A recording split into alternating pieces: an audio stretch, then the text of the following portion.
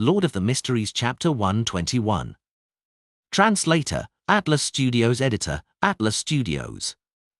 After hearing Klein's and Fry's guesses, Leonard tugged on his collar and paced about, saying, "Then we have to investigate everyone in the workhouse who came into contact with sailors, as well as everyone he came across after he went bankrupt and was chased out of the house.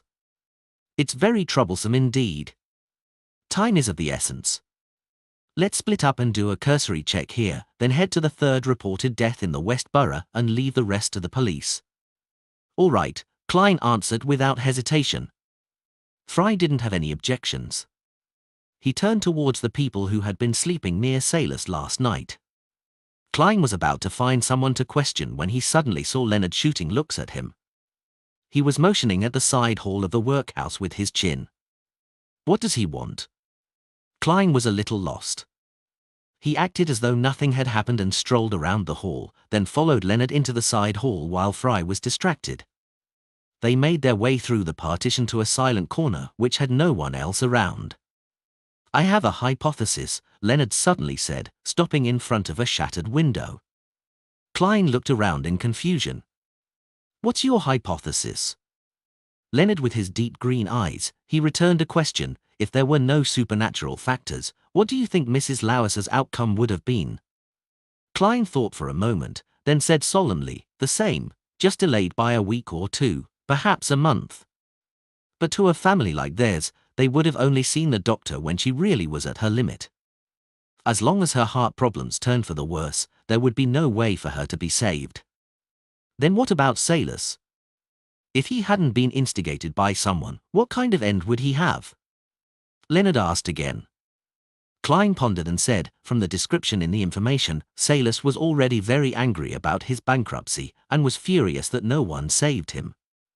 I think that he would have exacted his vengeance sooner or later, but not at the people at the workhouse. He might have targeted the boss that made him bankrupt or the staff of the bank that seized his house. What would the result of his revenge be?" Leonard pressed on. Without a doubt, he had already decided to end his life. He would have died no matter what the result of his revenge was. Klein gave an affirmative answer. Leonard nodded and revealed his signature flippant smile. "Then can we conclude that Mrs. Lowis and Sailors were both people fated to die soon?" Klein was an knowledgeable keyboard warrior. Upon hearing the question, he immediately had a guess. "You're saying that their deaths were moved forward by some supernatural factors? But why?" A more accurate description would be, their life force had been shortened by some supernatural factor. It was stolen. And life force is the best material when it comes to summoning evil gods and devils or conducting terrifying curses. Leonard smiled as he corrected Klein's guess. Summoning evil gods and devils or conducting terrifying curses. Klein looked into Leonard's emerald eyes and said, half in doubt, "You seem to be very sure of this. But, for the time being, our investigation sample is only at 2. Leonard laughed cynically. "Klein, there's no need for any pretense between us.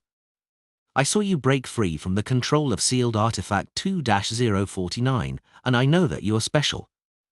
And you should be able to sense that I'm a little different from the average Beyonder." His smile disappeared as he looked into Klein's eyes.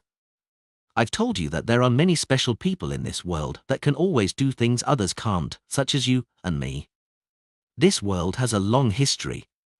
There are many magical items that people wish to obtain, to control.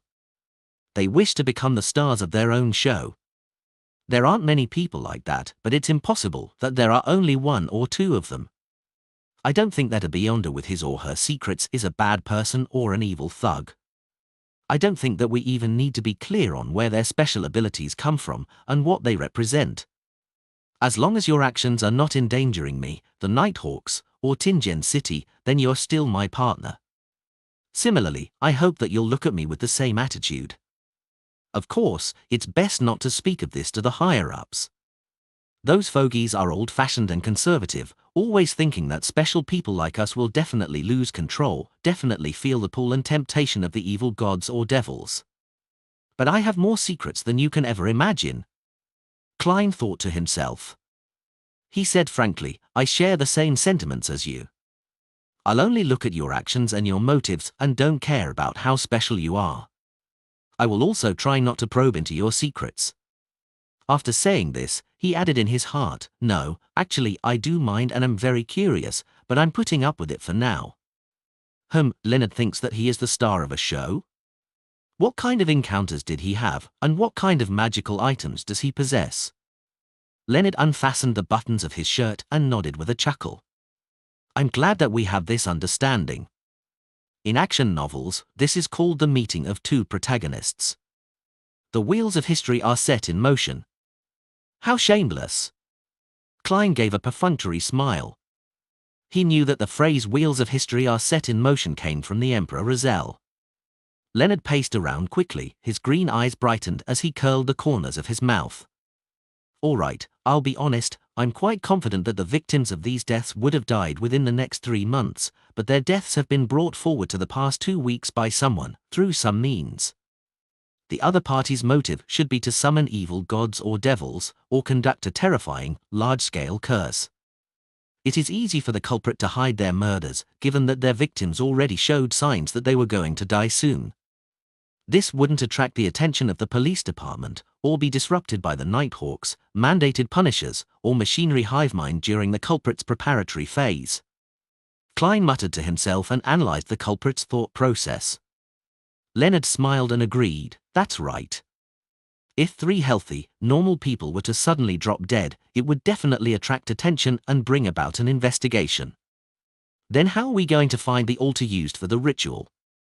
Regardless of whether the culprit wants to summon an evil god, devil, or conduct a terrible curse, he or she would need a sacrificial altar, a ritual. The harvested life force would also have to be stored in a similar place. Klein chose to believe in Leonard, for he didn't have any other clues and was unable to make any other deductions. It doesn't hurt to try. Leonard laughed and said, Klein, isn't that within your professional domain? Can't you imagine what is happening around an altar like that? Without waiting for Klein to answer, Leonard described a thick aura of death with the altar at the center. There wouldn't be any living things other than the person conducting the ritual in a 10-meter radius. The surrounding temperature would be at least 5 degrees lower than the average temperature, with a cold wind blowing past it continuously. And the stolen life force of Mrs. Lawis and the rest will remain within the altar, sealed by a wall of spirituality. Having said that, he looked at Klein and teased, I think that you would be able to divine roughly where an altar with the following qualities would be. Klein frowned slightly and replied solemnly, as long as it's within Tingen City. Furthermore, I would need a quiet place where I wouldn't be disturbed. My house, for example. I would also need the personal belongings of Mrs. Lawis and the rest, as well. Klein's heart also skipped a beat. He felt that Leonard was a little too knowledgeable in the dark arts. No problem. Leonard laughed. He suddenly stepped past Klein and walked toward the hall, not saying anything more. That man sure has a unique style. Klein cursed in his heart and followed. When Leonard found Fry seriously taking notes, he put on a serious tone and said, I have a hypothesis and was hoping that Klein would give it a try. Visit novelbin.c.om for updates. What hypothesis? Fry asked, appearing cold. I'll tell you if there is a result. I don't want to be laughed at by Roseanne and the rest. Leonard gave a whimsical excuse and changed the subject. Fry didn't ask any further. He acted according to the instructions and obtained Salus's and Mrs. Lawis's personal belongings from the nearby police station, then met his partners at Klein's house. Wait in the living room and don't let anybody disturb me. Klein took out his pocket watch and looked at the time. It was about 6 now. Melissa might come back at any time. You can trust us. Leonard put his hands on his hips and paced around the living room. Fry sat silently on the sofa. Does Leonard have ADHD? Klein pouted and went to his room on the 2nd floor. He locked the door and sealed the room with a wall of spirituality. After which, he set up an altar and asked for the help of the goddess, eliminating any disturbances. Then, Klein wrote a divination statement on a piece of paper. The position of the altar. He gave a sweeping statement to prevent himself from missing out on any information. Grabbing the piece of paper and the belongings of the dead, Klein laid down on his bed. He first recalled the scene Leonard described, then silently recited the statement 7 times. He didn't try using the world of fog, firstly, because that weird and mysterious Leonard was downstairs. Who knew if he would notice something weird about the ritual? Secondly, his seer potion was about to be completely digested. It was likely that the aid of the ritual was sufficient for the success of his divination. Klein would only consider finding an opportunity to enter the world of fog if he didn't get a result. After all, the summoning of an evil god or devil was something that could threaten Benson, Melissa, and himself. With the help of cogitation, he quickly entered the dream and saw a hazy, illusory, fragmented scene. Soon after, an image floated before his eyes. It was a 2-story grayish-blue house bathed in a sunset glow. The windows of the first floor were shut tight and the dark curtains had no gaps. However, they expanded and contracted from time to time. The soil around the house was dark brown, but nothing was growing in it. The garden around the house seemed to be covered in shadows, dilapidated, and dark. There was a river flowing silently near the house. Sometime later, Klein exited the dream, having not seen anything else. Leonard's hypothesis was correct. Where could that building be? There are too many rivers in Tingen City, such as the West Borough, Southwest Borough, the Harbour area, the University area. He opened his eyes and rubbed his temples as he thought, his expression serious.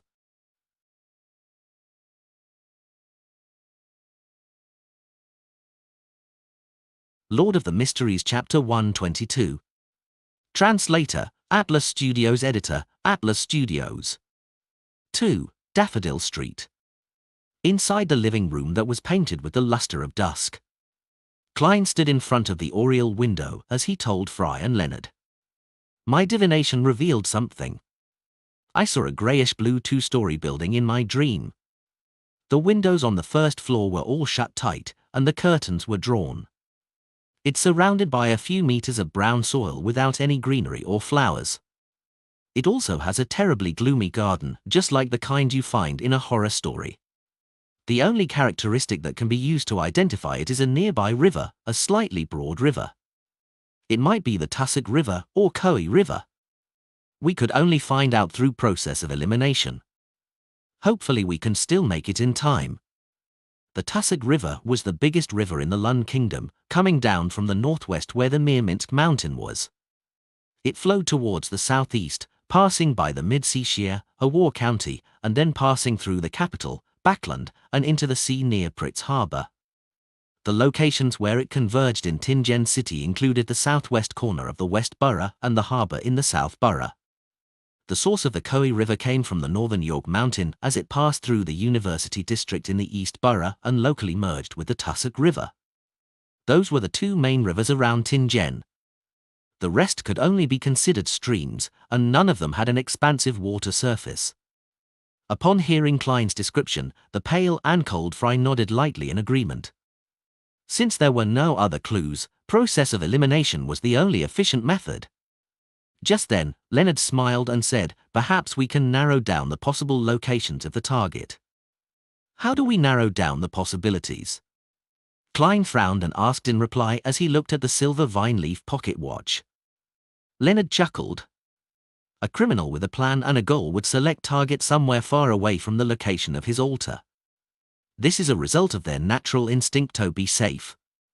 Only when there aren't many soon-to-be dead people left in the areas far from his altar would he consider the nearer targets. So, we should read through the information again, exclude the areas where the number of death incidents rose rapidly above average standards. Klein's eyes lit up when he heard that. Brilliant conjecture. At the same time, he sighed inwardly, I really don't have the talent to be a detective. Fry nodded and picked up the documents on the coffee table and started reading it again. After a few minutes, he deepened his hoarse voice and said, there really is such a region, and there's only one possibility. Which area? Klein asked. Fry passed the thick stack of information to Leonard, who was next to him. He pursed his thin lips and said, West Borough. It's the West Borough? Klein clenched his fist and immediately suggested. Then let's search the southwestern area of Westborough. That area isn't huge. I agree, Leonard echoed as he waved the papers in his hands in agreement, as though he wasn't the one who suggested narrowing down the scope of their search. The two-wheeled carriage slowly drove along the muddy road.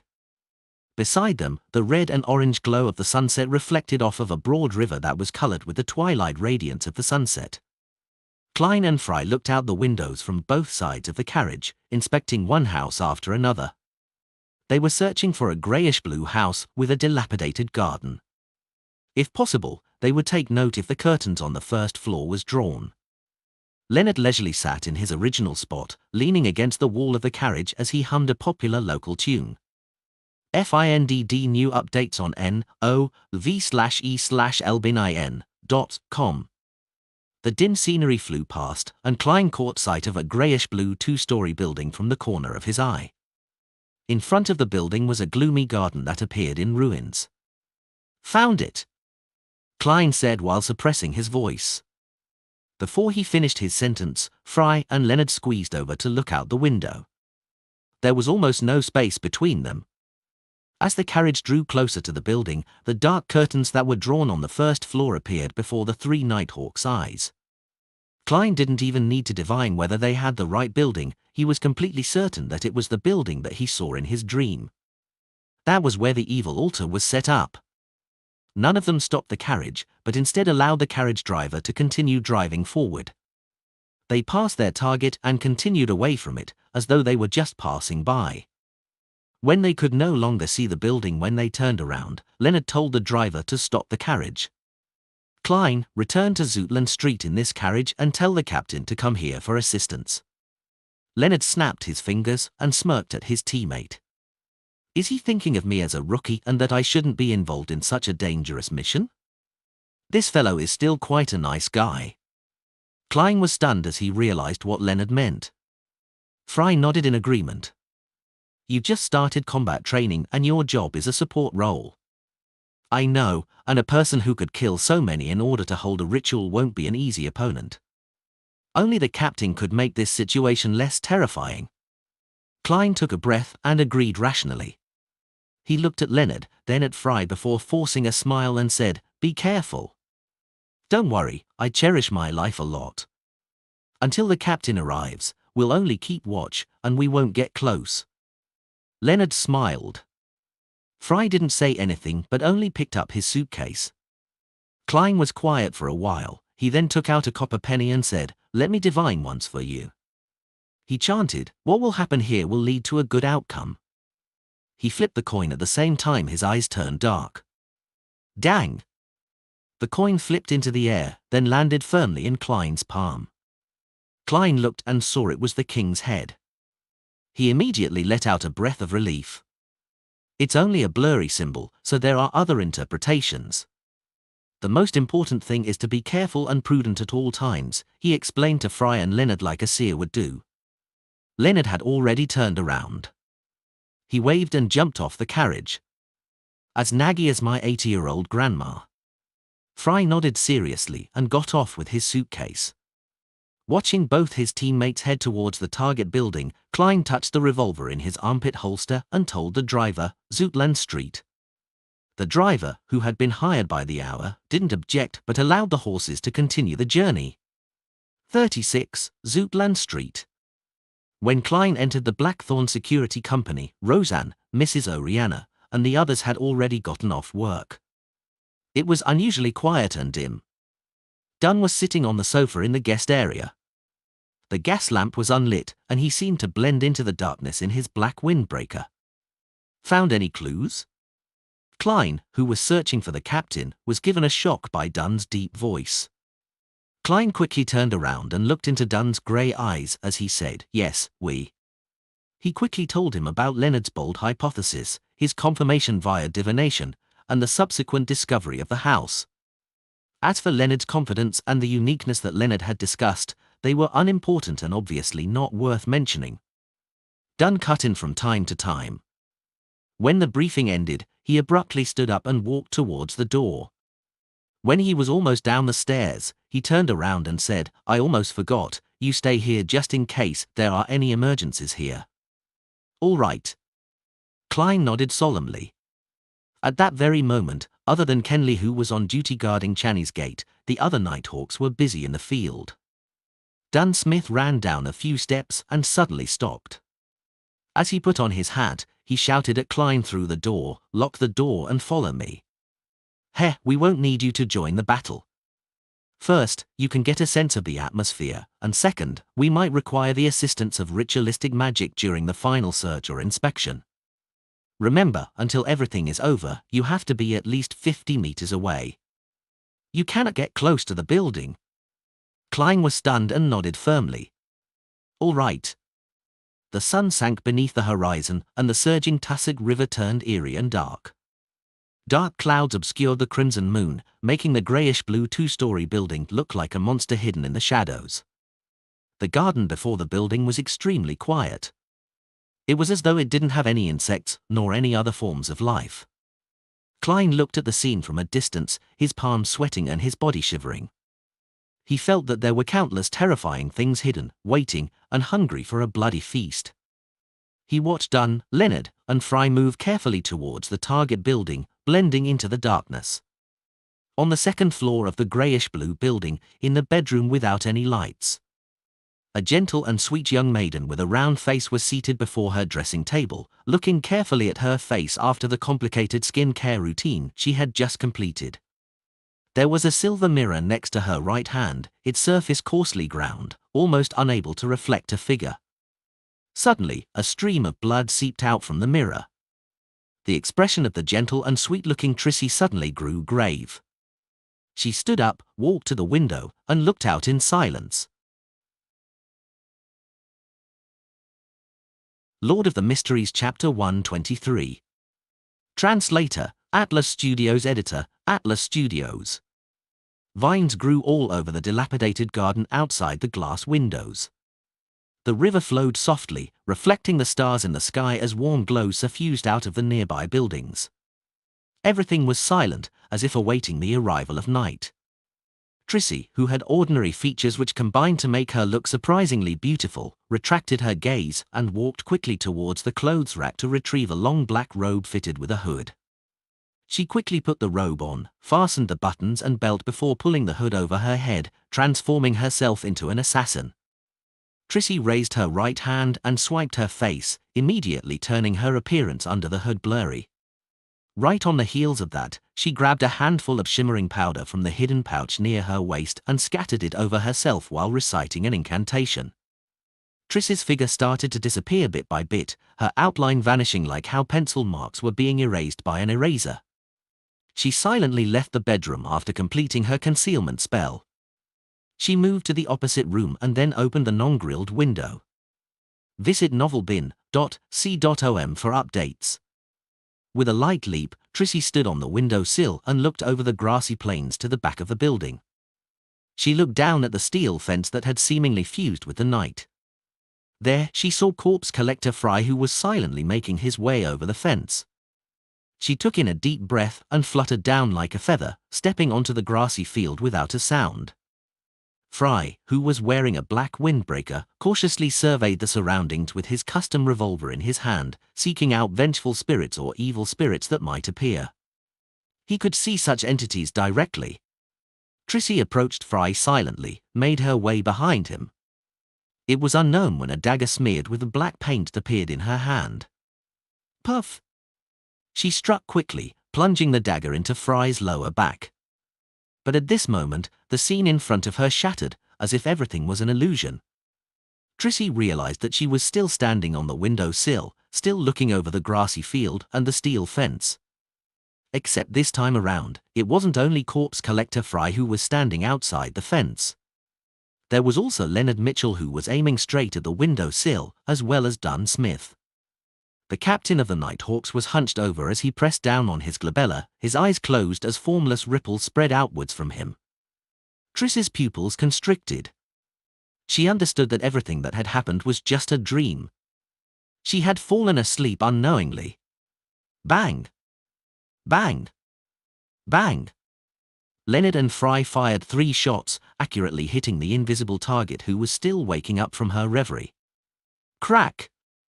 Triss's figure started to appear, first cracking, then completely shattering into fragments of a rough silver mirror. Inside the building, Trissy, who had used a substitution spell, turned around to escape. She followed the corridor and the steps, sprinting all the way to the first floor. Whoosh! A cold, sinister wind blew across the first floor, one that could freeze a person. Formless, transparent figures were numbly pacing around every corner of the building in a daze. Trissy, who had lost her concealment, felt her temperature drop every time she passed through the spirits. She could no longer control her shivers when she finally reached the sacrificial altar. The altar was a round table, with a figurine of a deity carved out of bone placed in the center. This figurine was about the size of a grown man's head, with only a mere indication of her eyes, but the figure was that of a beautiful woman. Her hair extended from her head to her heels, each strand clear and thick, as if they were poisonous snakes or tentacles. There was only one eye situated at the tip of every strand of hair, some closed, others open. There were many puppets strewn around the figurine. The craftsmanship of the puppets was crude. Names and relevant information were written on the puppets, for example, Joyce Meyer. There were 3 candles on the table, flickering with a yellowish-green flame despite the cold, sinister winds. Trissy bowed at the deity's figurine and quickly recited her incantations. She then pushed away the puppets and extinguished the flames of the candles before picking the figurine up. Whoosh! The winds howled fiercely as they shook the closed windows violently. Clank! Creak! Shards of glass flew around in all directions. Fry, who had just made his way to the other side of the building, didn't dare to barge into the sacrificial altar recklessly. He shivered, feeling his blood turn cold and frosty. It was making his actions visibly slower. Suddenly, he felt tightness around his heels as though they had been grabbed by something invisible. An accentuated sense of coldness spread upwards from the point of contact. A Sequence 9 Beyonder would have turned completely numb by now. But as a corpse collector, Fry was no stranger to such situations. He turned his revolver to the side of his heels and pulled the trigger. It was as if he could see who the enemy was and exactly where it was. Bang! A silver demon-hunting bullet pierced the air, causing a shrill howl in response. The formless figure dissipated and Fry regained his ability to move. Elsewhere, Dunn Smith, who wanted to reach the second floor by avoiding a frontal assault on the altar, was similarly affected by the cold winds. His body froze as he stopped right outside a shattered window. Whoosh! The curtains behind the window lifted suddenly and engulfed Dunn, as if a monster had just opened its mouth to devour its prey. The curtain wrapped around Dunn's head, seeming to have been imbued with life. Dunn's facial features began to press through the constricting cloth. Dunn, who was about to be suffocated, stomped down with both feet. He straightened his knees and twisted his waist, loosening the curtain's grip with raw strength alone. He grabbed a corner of the curtain around his head with his left hand and yanked it away before tossing it toward the ground. Bang! He fired a shot at the other half of the curtain behind the window, stopping it from attempting another assault on him. The curtain stopped immediately as a dark red liquid oozed out from it. Whoosh! On the field, Leonard Mitchell was reciting his poems and was also hit by the cold, sinister winds infused with the intense sensation of death. His teeth chattered, making it hard for him to enunciate his poems. The messy weeds in the garden suddenly extended, wrapping themselves around his heels. A black shadow hurled itself at him along with the violent winds. Leonard, whose body had become rigid, failed to fire in time. He could only pull back his shoulder and raise his arm. Thud! The black shadow smashed into his forearm, the thorns on its body piercing his skin. It was a pretty, bright red flower, its origins unknown. In pain, Leonard tossed aside the flower dyed with his blood. Bang! He fired a shot at the spreading vines, causing dark red liquid to ooze out. Tap! Tap! Tap! Leonard quickened his pace and charged towards the shattered window on the first floor where the altar was situated behind. The vines retracted abruptly from where he had previously stood, as if hiding from something invisible. Trissy took advantage of the chaos created by destroying the altar and a suspension-style ritual to conceal herself once again. She managed to fool the spirit visions of the Nighthawks and escape the pincer attack before making her way to a spot behind the 3 Nighthawks. She extended her right hand, immediately causing a cold wind to blow. It carried the flower dyed with Leonard's blood right into her palm. Trissy did not stop. With the flower in hand, she nimbly made her way over the steel fence and escaped in the direction of the Tussock River. Leonard, who had just entered the first level, turned his head abruptly, as though he was listening to something. His expression changed. He frantically pulled up his sleeve and looked at the wound caused by the flower. With his constitution, the wound had already stopped bleeding. There was only some red swelling that remained. Leonard's expression became grim. He pinched his left index finger and pulled his fingernail straight out. His face contorted in pain, but he did not pause. As he recited something silently, he sliced open the coagulated wound with the fingernail. When the fingernail was dyed with his dark red blood, he pulled out a few strands of hair from his scalp and wrapped the fingernail with his hair. Beside the Tussock River, Trissy slowed down. She shot her gaze toward the flower in her hand. She was chanting something as a ball of black, illusory fire suddenly appeared in her palm. The flames enveloped the flower, burning it to ashes. After completing this, Trissy jumped into the river and submerged herself. At the same time, Leonard tossed the blood-stained fingernail wrapped in his hair to the corner.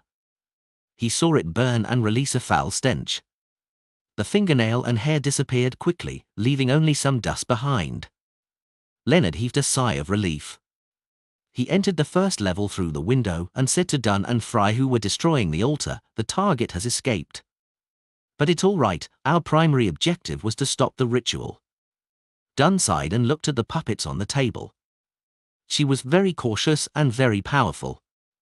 She sensed us approaching her ahead of time, otherwise, she should be, at the very least, a sequence 7 beyonder. Give Klein the signal. Ask him to come over. Through the brief interaction in the dream, he had determined that the enemy was female.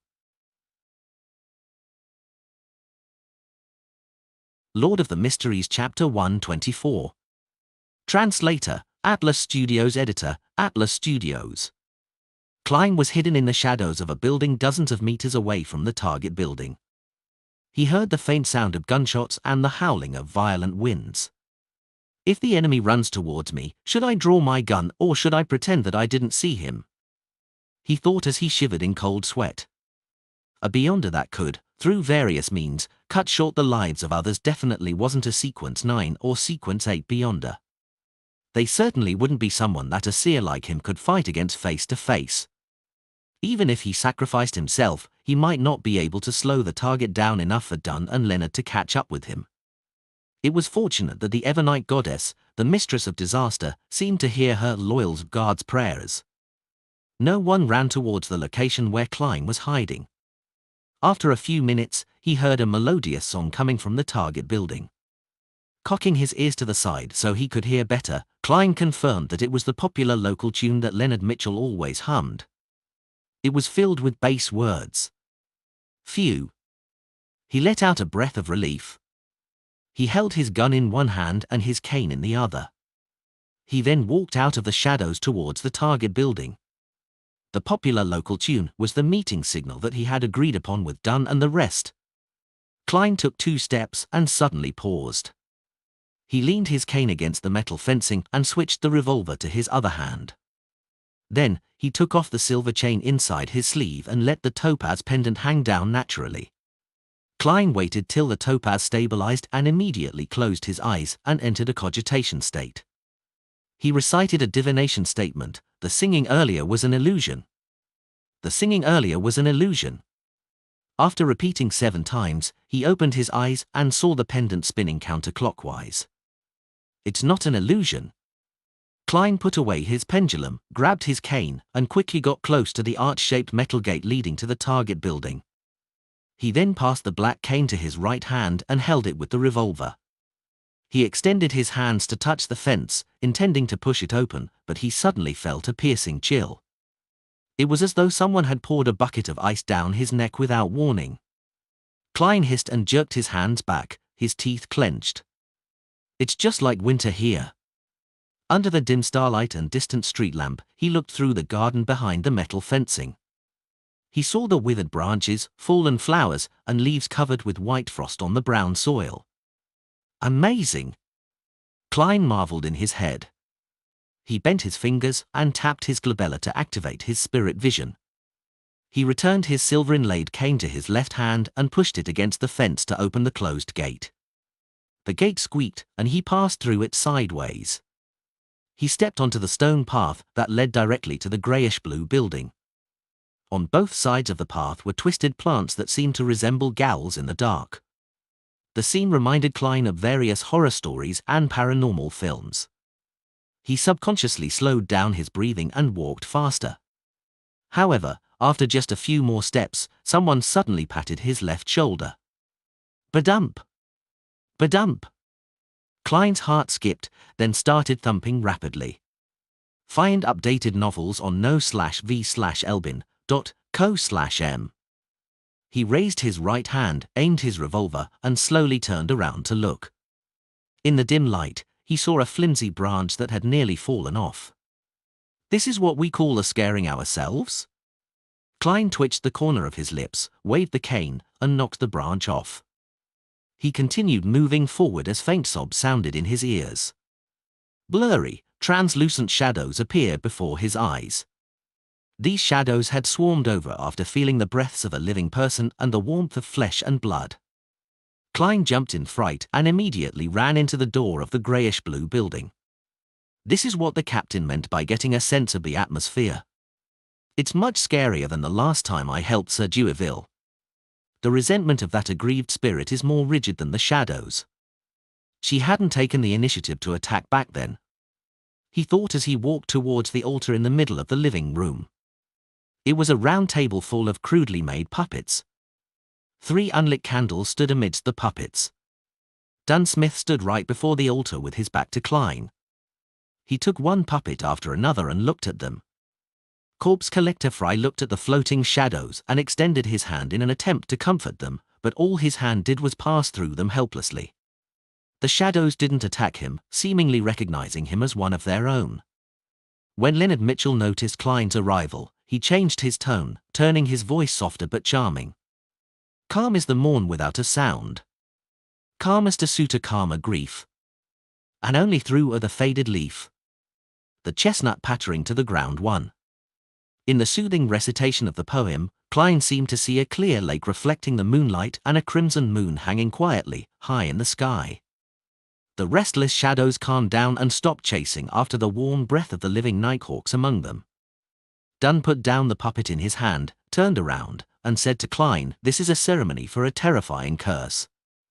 It's fortunate that we've already destroyed it. First prepare a ritual to comfort the remaining spirits, then try to communicate with the spirits of the dead and see if you can get any clues from them." Klein, who realized that he was no longer a burden, immediately held his chest out and said, "Yes, Captain." He reached the altar in a few steps and extended his hands to sweep the puppets off of the round table. At that moment, he noticed from the corner of his eyes that every puppet had a name and a corresponding message. "Captain, did you discover anyone you know?" Klein asked in passing. Then, he glanced at Dunn as Dunn looked at him. Both of them fell silent. "I'm so silly. Why would I ask any questions that tests the captain's memory?" Klein nearly covered his face and sighed. "If it were any other boss, they would definitely find an opportunity to make my life difficult because of this. Luckily, the captain will forget about this. I wonder if that's an advantage or a disadvantage," he thought, half glad, half joking. After a short silence, Dunn seemed to finally be capable of differentiating reality from the dream world. He replied, "There's someone you know." "Who?" Klein stopped, his hand still extended to put a candle back to where it was supposed to be. "Joyce Meyer, the survivor of the Alfalfa tragedy," Dunn replied simply. "Joyce Meyer? Anna's fiancée." Klein suddenly thought of Salas in the workhouse. He seemed to have been instigated and misled by someone, causing him to bring forward his rage and committing arson. Klein retracted his right hand and said in a deep voice, "Instigator tries?" He used the lives that were cut short as a sacrifice, intending to curse all survivors of the Alfalfa tragedy, because he didn't know who uncovered his involvement and lodged a police report. If Trice took revenge directly, it would have been impossible to wipe out all the targets scattered throughout Tingen. After 2 or 3 murders, he would have been noticed by the Nighthawks, mandated punishers, and the machinery hive mind. Then he would have lost his chance to continue his murdering spree. Klein filled in the blanks of why Trice had started all this. Dunn nodded first, then he shook his head. Not all survivors, but only survivors in Tingen. His curse ritual can only affect the people within this range. Besides, the host of the ritual is a female, not Trice. Klein creased his eyebrows and asked, perhaps it's an expert that the Theosophy Order sent to help Trice? Yes, the origins of the Theosophy Order might involve the Demonist sect. It's fairly normal for their experts to be female. Dunn smiled and said in his deep voice, I agree with your judgment. Although we only encountered that woman and not Trice, there are guesses that we can make. Such as, the woman and Trice don't stay together. Or, that Trice was out looking for people who are dying soon. Klein didn't say anything further. He set the 3 candles in place, took out the full moon essence oil, crimson sandalwood, and other ingredients, and set up the altar quickly. After he used a silver dagger to make a sealed wall, he started praying to the Evernite goddess, the mistress of calm and silence. He prayed that the shadows inside and outside the house would be comforted completely. Unfortunately, in the subsequent attempt to communicate with the spirits of the dead, Klein could only see a little of what the spirits had seen before their deaths. There weren't any useful clues. After settling the shadows into a peaceful sleep in the dark night, he ended the ceremony and removed the spirituality wall. He then shook his head and told the others. The backlash from the disrupted ritual caused severe damage and the remnant images of the host were lost. Dunn wasn't surprised. He pointed at the stairs and said, let's look around on the 2nd floor and give it another try. Okay. Klein, Leonard, and Fry nodded in agreement. The 3 Nighthawks went up the stairs to the 2nd floor and parted ways to search through each room. In the end, they met in a bedroom that was filled with a faint aroma. They saw messy dresses lying around and open boxes. Dunn took up a box from the dressing table and smelled it before asking, are these cosmetics? To be exact, they are skin care products. Ever since Emperor Razel, they were not lumped together with a broad term, Leonard explained with a smile. Captain, as a gentleman, there are certain things you have to know. Klein didn't join their discussion but cast his gaze towards the mirror on the dressing table. There was an obvious crack on the mirror, and there were shattered pieces on the rug beneath. The Beyonder left in a rush. She didn't destroy it entirely, he suddenly said in a deep voice. Maybe I could give this a try. I'll leave it to you, Dunn replied in confidence. Klein quickly brought the candles up from the 1st floor and lit them in front of the shattered mirror. Under the dim, flickering candlelight, he took out the items like full moon essence to create a spirituality wall. After Klein prepared everything, he stood before the mirror that reflected the lights of all 3 candles and chanted in Hermes. I pray for the power of the dark night. I pray for the power of the mystery. I pray for the goddess's loving grace. I pray for the mirror to receive a brief restoration. I pray for it to show every person that it reflected in the past month. As the incantation was being recited, a strong wind suddenly howled within the spirituality wall. The shattered pieces of the mirror swirled off the ground and returned to their original locations. The mirror that was covered in cracks suddenly rippled with a gloomy brilliance. Klein wiped his hands over it and a human figure suddenly appeared in the frame. But that figure wasn't Klein. It was a gentle and sweet-looking young maiden with a round face. Perhaps it was because the mirror was broken, or perhaps it was because the backlash of the interrupted ritual that affected the 2nd floor as well. Her facial features were blurry and her actual appearance wasn't exactly clear. But even so, Klein found the person unusually familiar.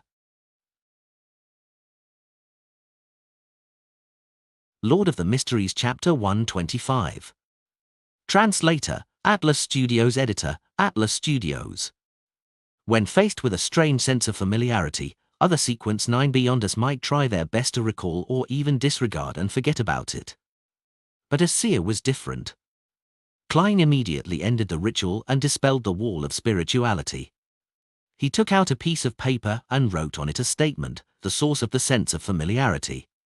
After which, he sat on the edge of the bed in the room and silently recited it with the piece of paper in hand. 7 times later, his pupils became darker. He fell asleep with the help of cogitation and started conversing with his own spirituality. In the hazy, contorted world, Klein saw a carriage. He saw a young lady wearing a long grey dress. This lady had smooth black hair, her face a little round. She had a gentle and pleasant demeanor, but her body was shivering unnaturally. The image flickered and once again, Klein saw this young, pretty lady at the underground market. She was squatting and conversing with someone. The dream receded quickly and Klein woke up, understanding why the image he saw in the mirror was so familiar. He had met this person before. The first time was at Daffodil Street, in the district near Iron Cross Street. The captain and the rest were chasing down instigator tries that night. There must be a connection. Klein thought for a few seconds, then set up the ritual once again. He asked for the help of the goddess to sketch the portrait of the enemy in his memory. Dunn and the rest had been waiting silently, without interrupting Klein unnecessarily. Only when he was done sketching did they crowd over and inspect the portrait. "You met her before?" Dunn asked. Klein nodded slightly and answered simply, "Yes. I saw her at the public carriage stop on Daffodil Street the night when you were going after the instigator. It was in the district near Iron Cross Street. Then, there's a good chance that she was the enemy just now. The partner of the instigator." Dunn nodded in thought. Leonard suddenly chimed in, "Don't any of you feel that this portrait is very familiar? She looks a lot like instigator tries." Klein froze, immediately casting his gaze at the portrait again and studying it carefully. Yeah, they look very similar indeed. Round face, narrow eyes, gentle demeanor. The more he looked at the portrait, the more he felt that what Leonard said made sense. The biggest difference was that instigator tries had ordinary features while the young lady could be considered pretty.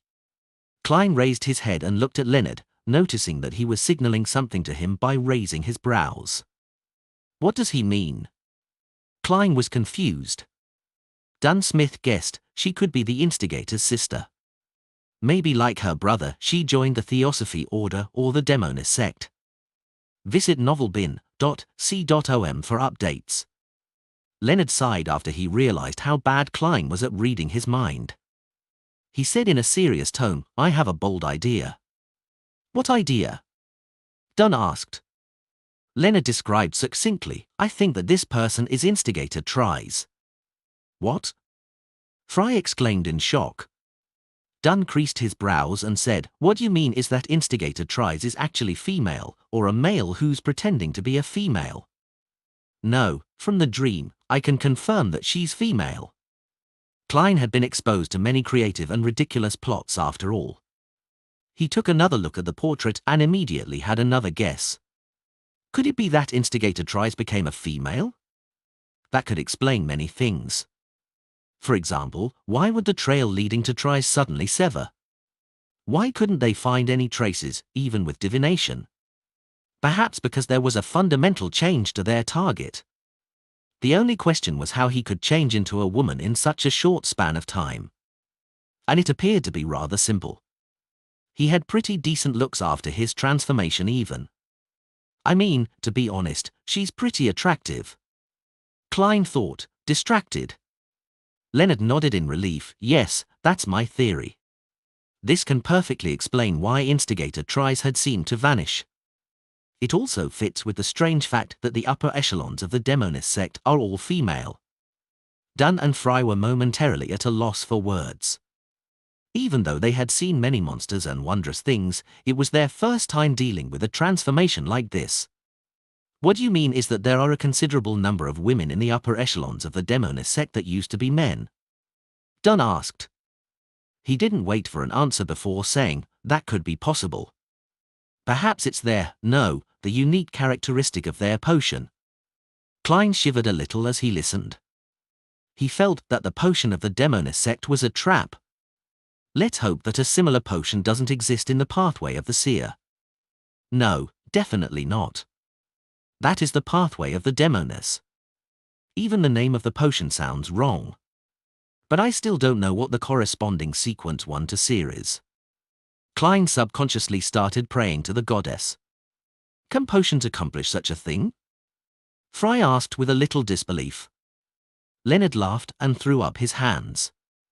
Even a mid to low sequence potion can cause unimaginable changes. After all, they all originated from the creator. Dunn turned to look at Klein. Try to divine where the target will appear next. All right. Klein went over to the pile of dresses and picked out one with mixed emotions. He spread it over the carpet. He held his cane over the dress and recalled the target's features and relevant information. He then began to recite in his heart. Tris's, no, Triss's whereabouts.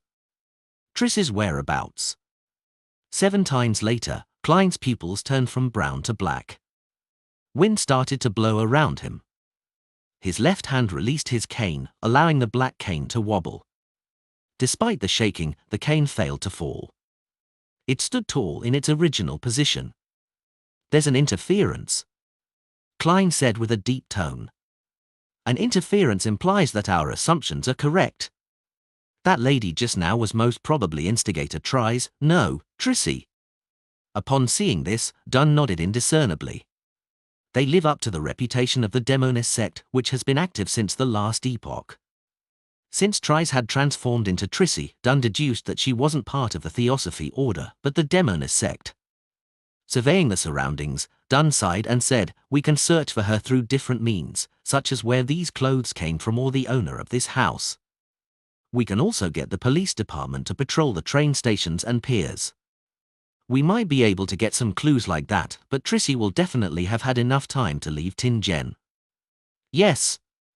I'll try it again above the grey fog when I'm back at home. Klein was cautious of people like Trissy who wanted to unleash a massacre on a whim. He wanted to desperately find her and execute her on the spot. Leonard, head to the police department and gather a group to wrap up things here. Klein, you can go back and rest now. Dunn rubbed his temples and paused for a few seconds. He said to Klein, partially to test him and also to teach him. How would you have handled this evening's mission? Assume that me, Leonard, and Fry are the only members on your team. Klein creased his brows and thought for more than 10 seconds. I'd first use divination to ascertain if the ritual would take effect soon. If the answer was negative, then I'd stick to observing and not approach. Then I'd notify the police department to deploy personnel around the area, as well as gather at least 5 cannons to bombard the entire building till wherever Trissy was hiding was leveled. She could either be blasted to death in the building or attempt to flee amidst the cannon fire. This would easily expose her. Until then, I would station you and the rest at different spots. He got more and more excited as he continued. He felt that his idea was simple and effective, barbaric and decisive. It was very safe and very appropriate. Dunn, Leonard, and Fry were dumbfounded. They didn't say anything for a long time. Captain, is that not a good idea? The excited Klein's heart thumped rapidly when he saw that they had no reaction. Dunn was silent for a few seconds before he said, no, it is a good idea. But the premise is that we have to confirm that forceful destruction of the altar wouldn't create a more disastrous outcome. Sigh. As longtime Nighthawks, we're accustomed to relying on ourselves, our powers as beyond us, and guns in all circumstances. We're not used to allowing normal people to come into contact with supernatural incidents. All right, I was always an ardent fan of firepower bombardment. Klein added in his heart. Klein and Leonard walked to the carriage station about 500 meters away before they saw it. After waiting for a while, they returned to Iron Cross Street. One went to the nearby police station, while the other returned to Daffodil Street. When Klein arrived at his front door, he adjusted his clothes and made sure that everything was all right before fishing out his keys and opening the door. Melissa and Benson were in the living room, quietly doing assignments and reading books respectively under the light from the gas lamp. Benson must be tired after toiling at work the entire day, yet he perseveres in his studies after he comes home. What a determined man. I can't do that, all I can think about now is lying down. Klein glanced at his brother and smiled, giving a silent greeting by raising his hand. Benson smiled and said, I now understand the price behind a handsome salary. There's a price for everything in this world. There's something we must give before we can gain anything in return, Klein said, leaving his cane on the rack next to the door. That's apparently something Emperor Roselle said, right? Melissa stopped writing and looked up. The Tianjin Technical School was different from universities and public schools. There was only 2 weeks for summer break, from late July to early August. Their lessons resumed the moment the hottest days were over. Is that so? I don't remember. Klein replied, his expression a little rigid. He took off his hat and headed upstairs. He intended to divine Triss's whereabouts as soon as possible. Suddenly, he heard his stomach rumble. He felt intense hunger pangs. Oh right, I haven't had dinner. But the note I left said that the security company would provide food and asked them not to leave any food for me. Seriously, Captain, you actually forgot about it. Klein's expression changed several times as he intended to pretend that he was full. At that moment, Melissa turned and looked at him. She pointed to the kitchen and said, we left a small piece of lamb chop and a bowl of thick vegetable soup for you. There are a few sticks of bread left too. After saying this, she buried her head back into her work and muttered to herself, I felt that meals provided by work wouldn't be too good, probably making people lose their appetite. Lord of the Mysteries Chapter 126. Translator, Atlas Studios Editor, Atlas Studios. Sis, you worry too much, Noiri just so meticulous. Klein was suddenly energized. He smiled and said, Melissa, your concern is very reasonable. It's true that I'm actually a little hungry. Yeah, let me change and take a shower. Although his mouth was already watering, it was even more important to confirm instigator Triss's whereabouts. Updated from no/v/e/pound/in.co/m. No one knew what insane measures that bastard would take in order to exact revenge on society. Okay. Melissa didn't lift her head but continued her revision. Tap. Tap. Tap.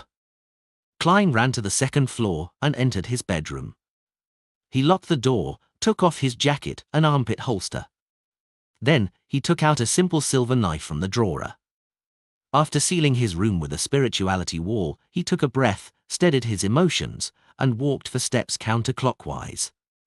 After the usual incantation, Klein appeared once again in the lofty palace above the grey fog. He was getting used to the mad ravings that he heard during the transportation process. Having completed a few rituals that day, he massaged his temples as he was slightly tired. He willed a piece of brown goatskin to appear on the long bronze table. Klein thought seriously, then wrote down the divination statement, Triss's whereabouts. He wasn't sure if the name was written correctly, but he could use the girl's appearance and other detailed information as a guide as well. He held the goatskin and leaned back into the chair. He recalled the things related to Trissi in his head, then recited the divination statement 7 times. He entered his mind, closed his eyes, and entered a dream state with the aid of cogitation. In the illusory scene amidst the fog, he saw a steam engine that spurted dense smoke and sparks. He also saw the rows of leather seats in a clean train carriage. The gentle and sweet-looking Trissi with her round face and long eyes sat near a window. There was a checkered fishnet hat on the table before her. Klein made repeated attempts to confirm the train number, but he failed to discern it. Soon, he couldn't stand the pressure and left his dream. The long bronze table and illusory crimson stars appeared before his eyes again. I could only confirm that Trissi took the steam locomotive and left Tianjin. There weren't any more clues.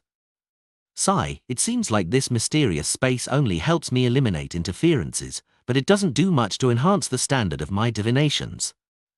Klein rapped the edge of the table and thought about his next step. Through the divination, he could be entirely certain that the target had once been instigator tries. The new Trissy, however, was already fleeing Tin Gen. Given the circumstances, he didn't think his new divination would help Dunn. Klein quickly made a decision.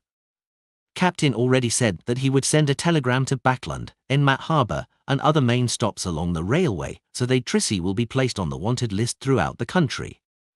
I won't report the divination result then, in case it would draw suspicion towards me. Klein quickly made up his mind, because regardless of his warning, Dunn was already using the most appropriate measures to follow up on the matter. Since he couldn't see the train number in the dream divination, using the spirit pendulum and other methods would be equally ineffective, even if he attempted to do so by process of elimination. It was just like the situation with the red chimney. At that moment, he felt mentally drained, so he didn't stay above the grey fog any longer but enveloped himself with his spirituality and simulated the feeling of falling. When he returned to his room, his mind was filled with the thought of tasty, glistening mutton. I must add some fennel. Praise the lady. Klein swallowed his saliva, swiftly removed the spirituality wall, and opened his door. The next morning at 9:20, he entered the Blackthorn Security Company with his cane in hand. Good morning, Klein. I have good news. Roseanne waved her hands excitedly from behind the reception desk. Klein's eyes lit up as he asked, We caught Trissy? Trissy? Who is she? The green-dressed Roseanne looked lost. You probably don't know her. What's the good news? Klein redirected the topic. Roseanne replied with a glowing smile, The captain's request has been approved.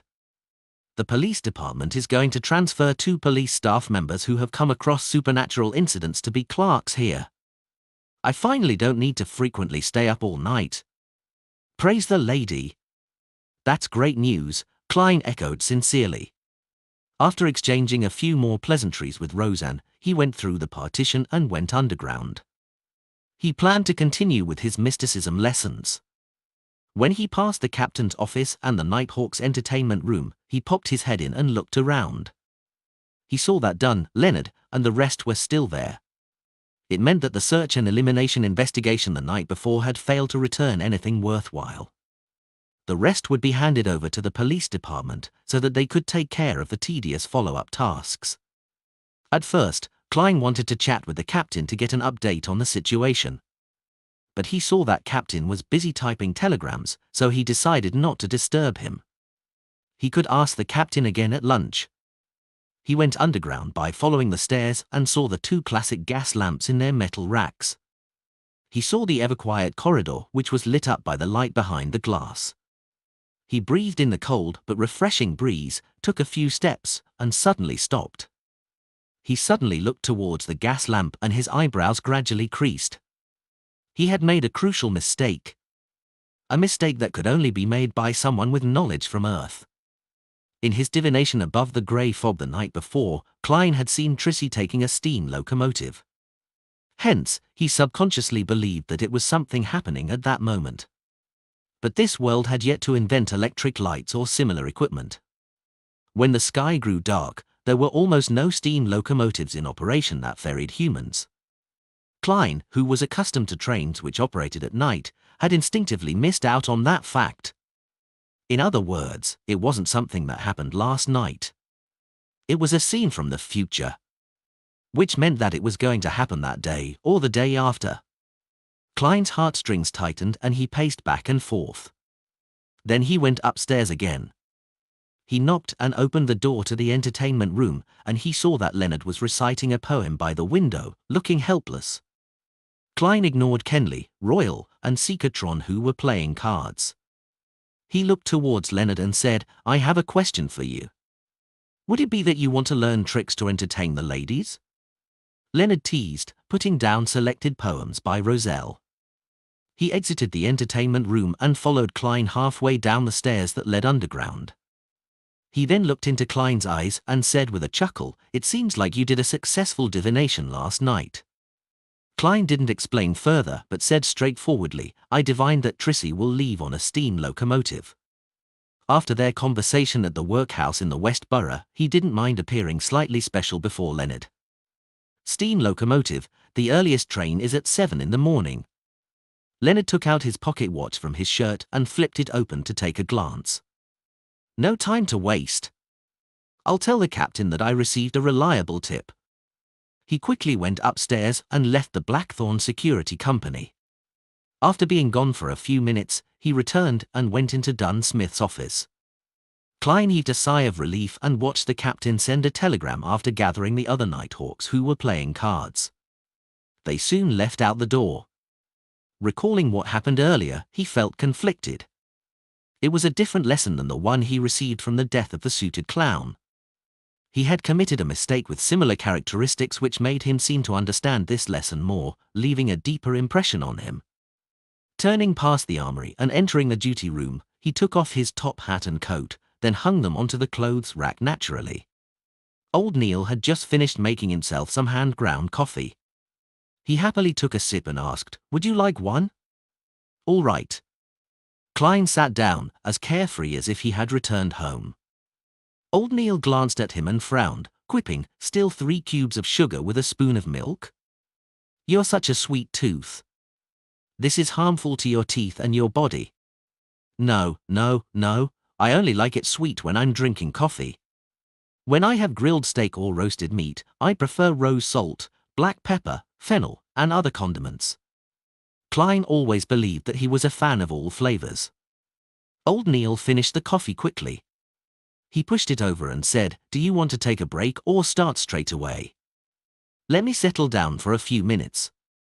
The captain and the team got a tip about Triss's whereabouts, and they are on the way to the steam locomotive station. "I wonder what the outcome will be." Klein sighed. Old Neil clicked his tongue and said, "Is the tip detailed enough? Are they sure which train it is?" "No, it's not confirmed," Klein said, pursing his lips. Old Neil suddenly laughed. Under such circumstances, the possibility of failure is much higher than success.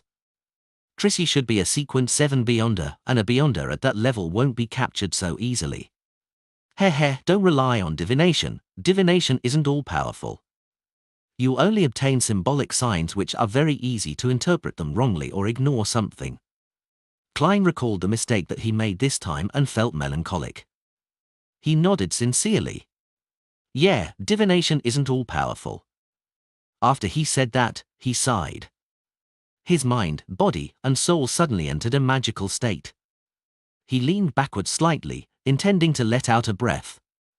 Just then, he suddenly heard an illusory shattering noise in his ear. He felt something dissolving inside him, blending together with his spirit. Klein half closed his eyes and experienced the unique and indescribable feeling in silence. Klein didn't need anyone to tell him that it was a result of the complete digestion of the seer potion.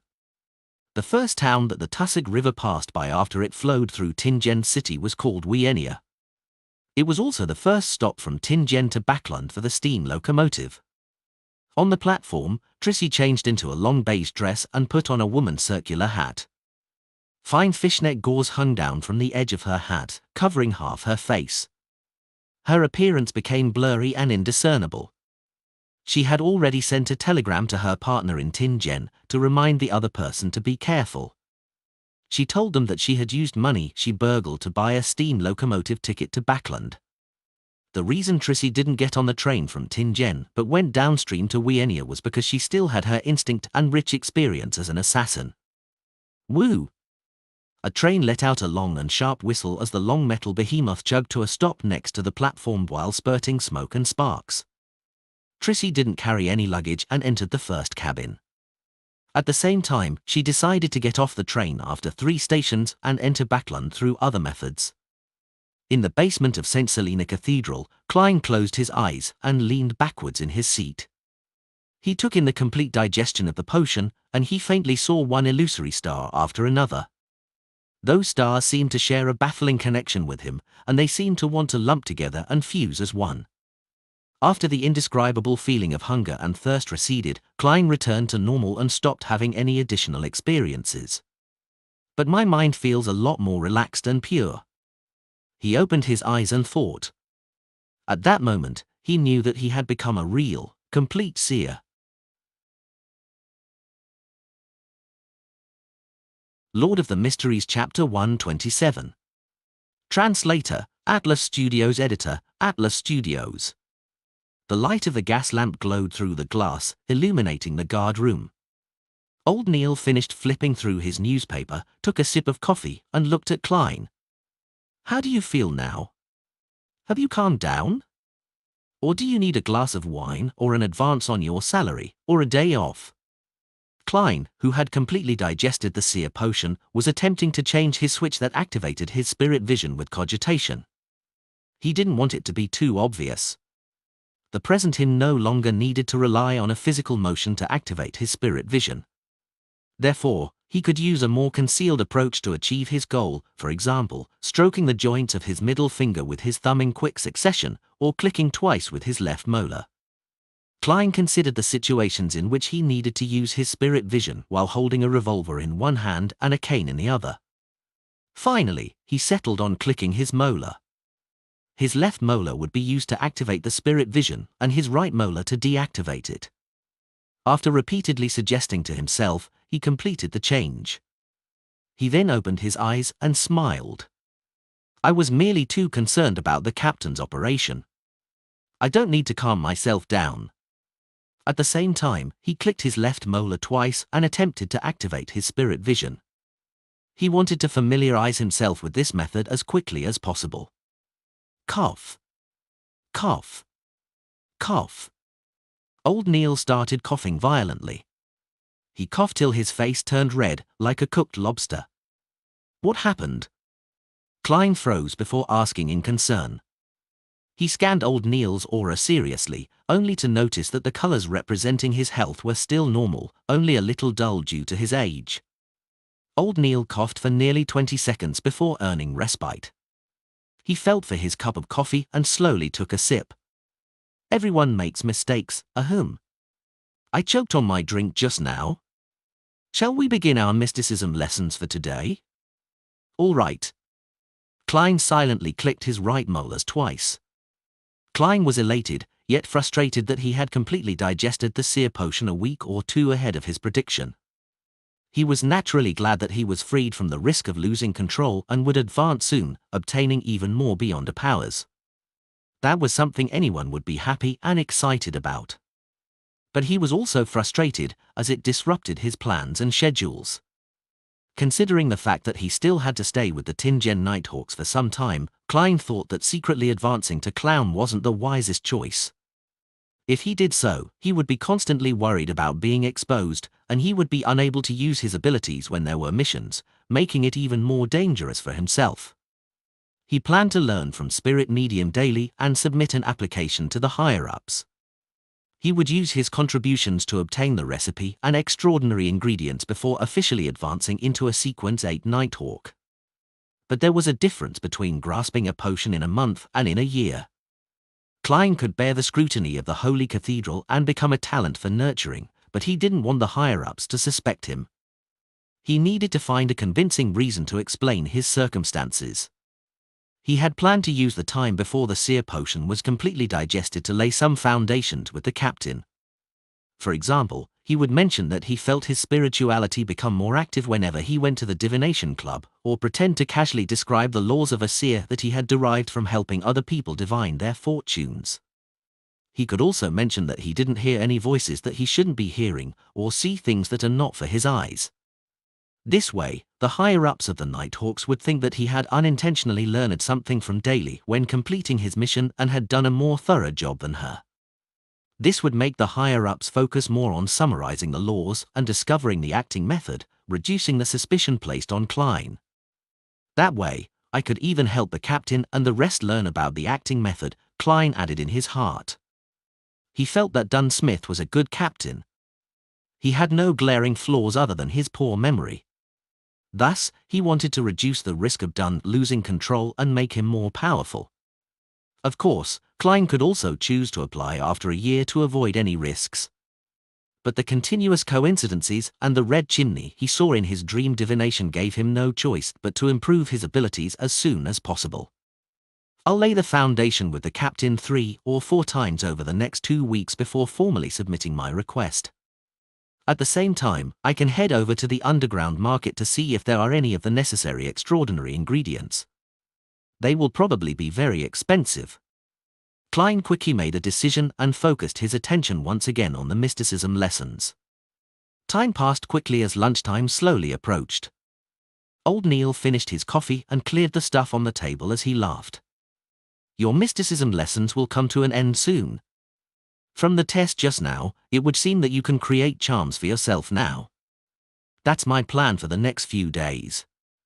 Klein heaved a satisfied sigh. Charms were different from the protective amulets he had given Benson and Melissa. They needed to be carved with the help of ritualistic magic, and they had certain unique abilities that could be used in battle. But a low-grade charm couldn't do everything. The spirituality it contained would decrease over time and had to be renewed once every 2 weeks. Also, he needed to activate them with specific incantations. It was impossible to use them at will. Updated from no/v/e/pound in.c/o/m. Furthermore, the charms wielded by the Nighthawks were still limited to the domains of the Evernight goddess. Klein could only make 3 different kinds of charms for the time being. The first was the slumber charm, and its effect was similar to Dunn Smith's and Leonard Mitchell's ability to put someone to sleep with their singing.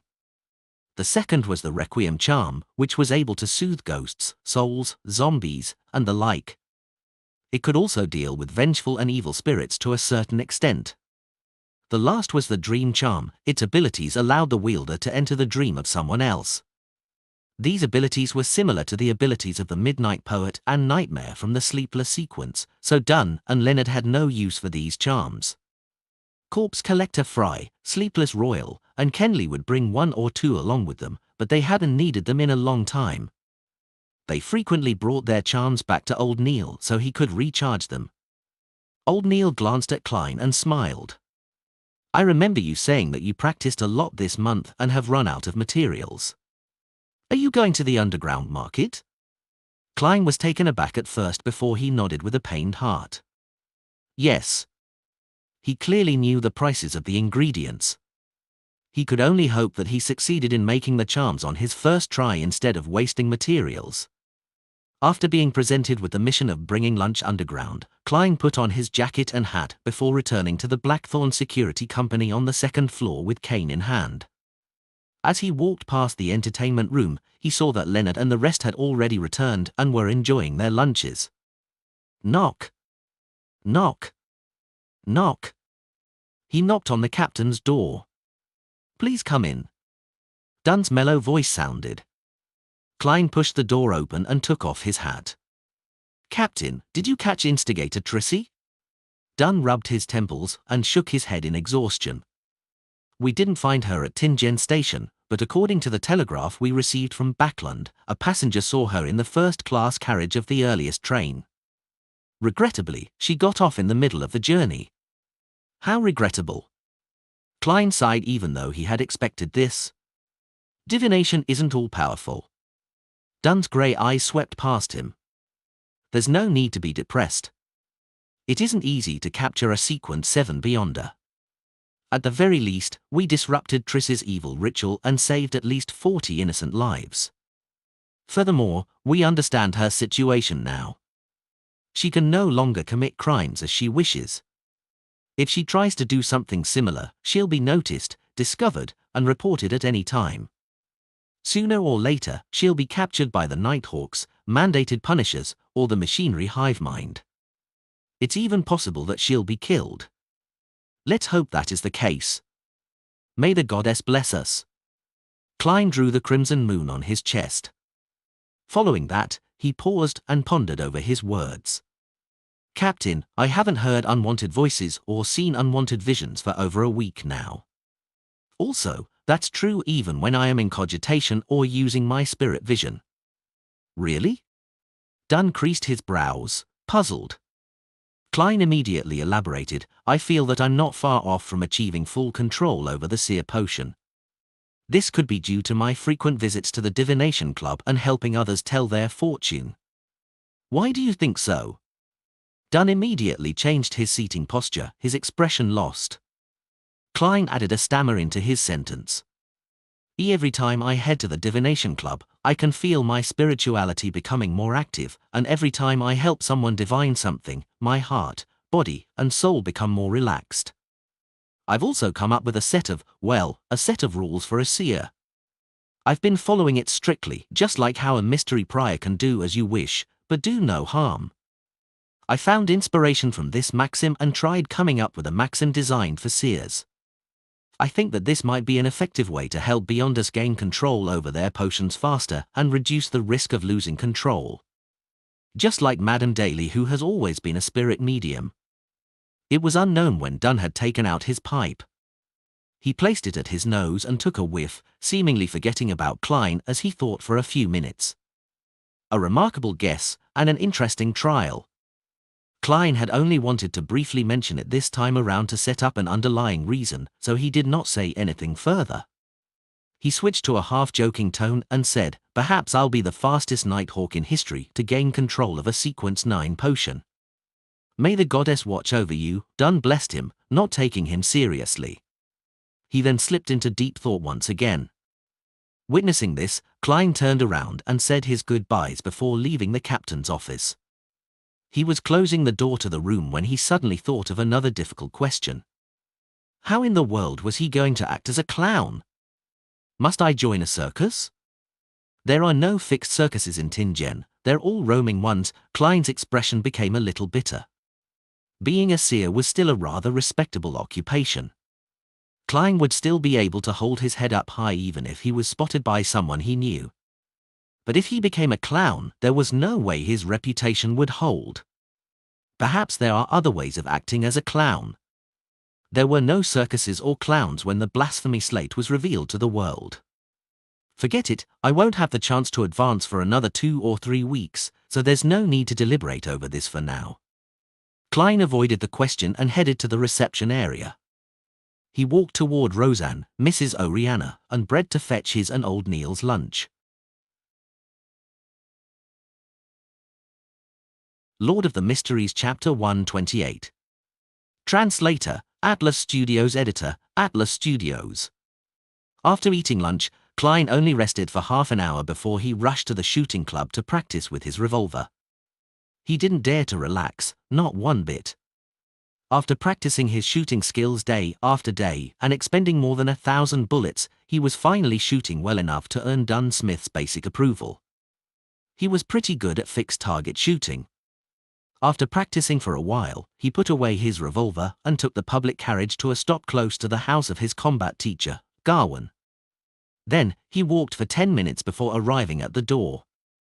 He changed into his night training suit that had been left to dry in the sun. After running, skipping rope, lifting weights, squatting, and other exercises, not to mention footwork and punching training, he was covered in sweat and felt exhausted. Take a break for 15 minutes. Garwin's blonde white hair and deep facial lines made him look hard and stern.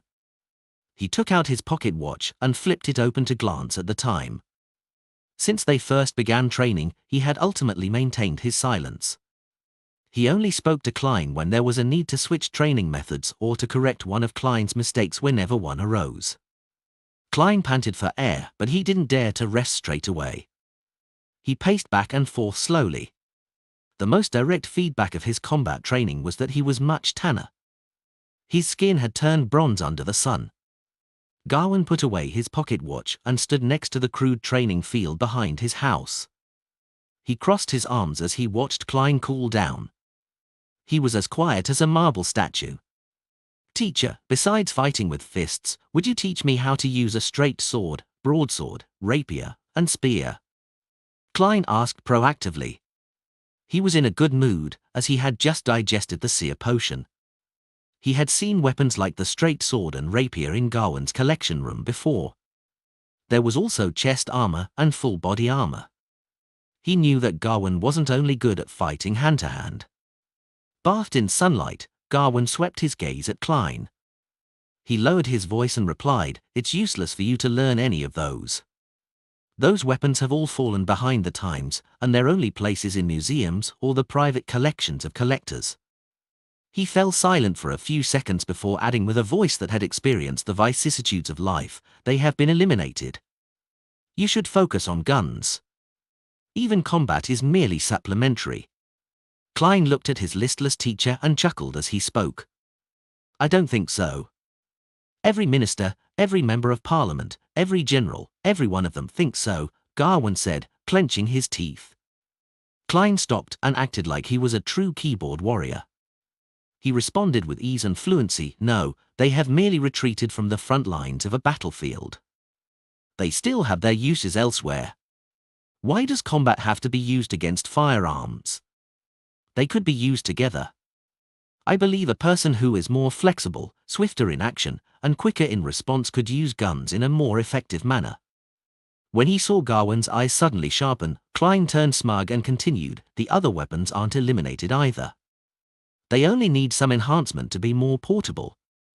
We could form a squad with high maneuverability. A group that's designed to circle the front lines and launch an attack from behind the enemy and fight right to their core. In such a small-scale surprise attack, a warrior who has outstanding hand-to-hand abilities and familiarity with various kinds of weapons could play an important role. You can imagine such a scene." Klein gave full play to his ability of knowing a bit of everything. He mixed and matched all the combat tactics the special forces on Earth had and described them to his teacher. He wasn't sure when Garwin's breathing became heavier. He stood there without moving an inch, seemingly unwilling to break the scenes he imagined. Klein stole a glance at the man's reaction. He felt smug in his head as he cleared his throat and said in a restrained manner, "Teacher, what do you think about my plan? Is there any possibility of realizing it?" Garwin's body quivered as though he'd just awoken from a dream. He looked deeply into Klein's eyes and said, "Your break is doing you well. Repeat the whole set of exercises 10 times. Ooh? Klein looked lost. FLU newest stories at novl/by/n.com. Very soon, he started running and snapped back to reality. He roared in his heart, 10 sets? Teacher, no. I don't want to celebrate my complete digestion of the seer potion like this. Hey, didn't you gain any inspiration at all? Looking at Klein running towards the other side of the training field, Garwin suddenly uncrossed his arms and covered his face with one hand. He closed his eyes tightly, and the wrinkles on his face were deep and obvious. After nearly puking from exhaustion, Klein took a shower, changed clothes, and bade a still silent Garwin farewell. He took the public carriage and left. He didn't return home directly, but headed to Evil Dragon Bar near the harbor. He planned to inquire about the price of Beyonder ingredients and buy items for making charms. On the way, Klein kept his mind on his tiny stash that he was carrying with him. He forced himself to stay alert and reached his destination with great difficulty. I need to save £4 for the remaining balance that I owe to the detective company.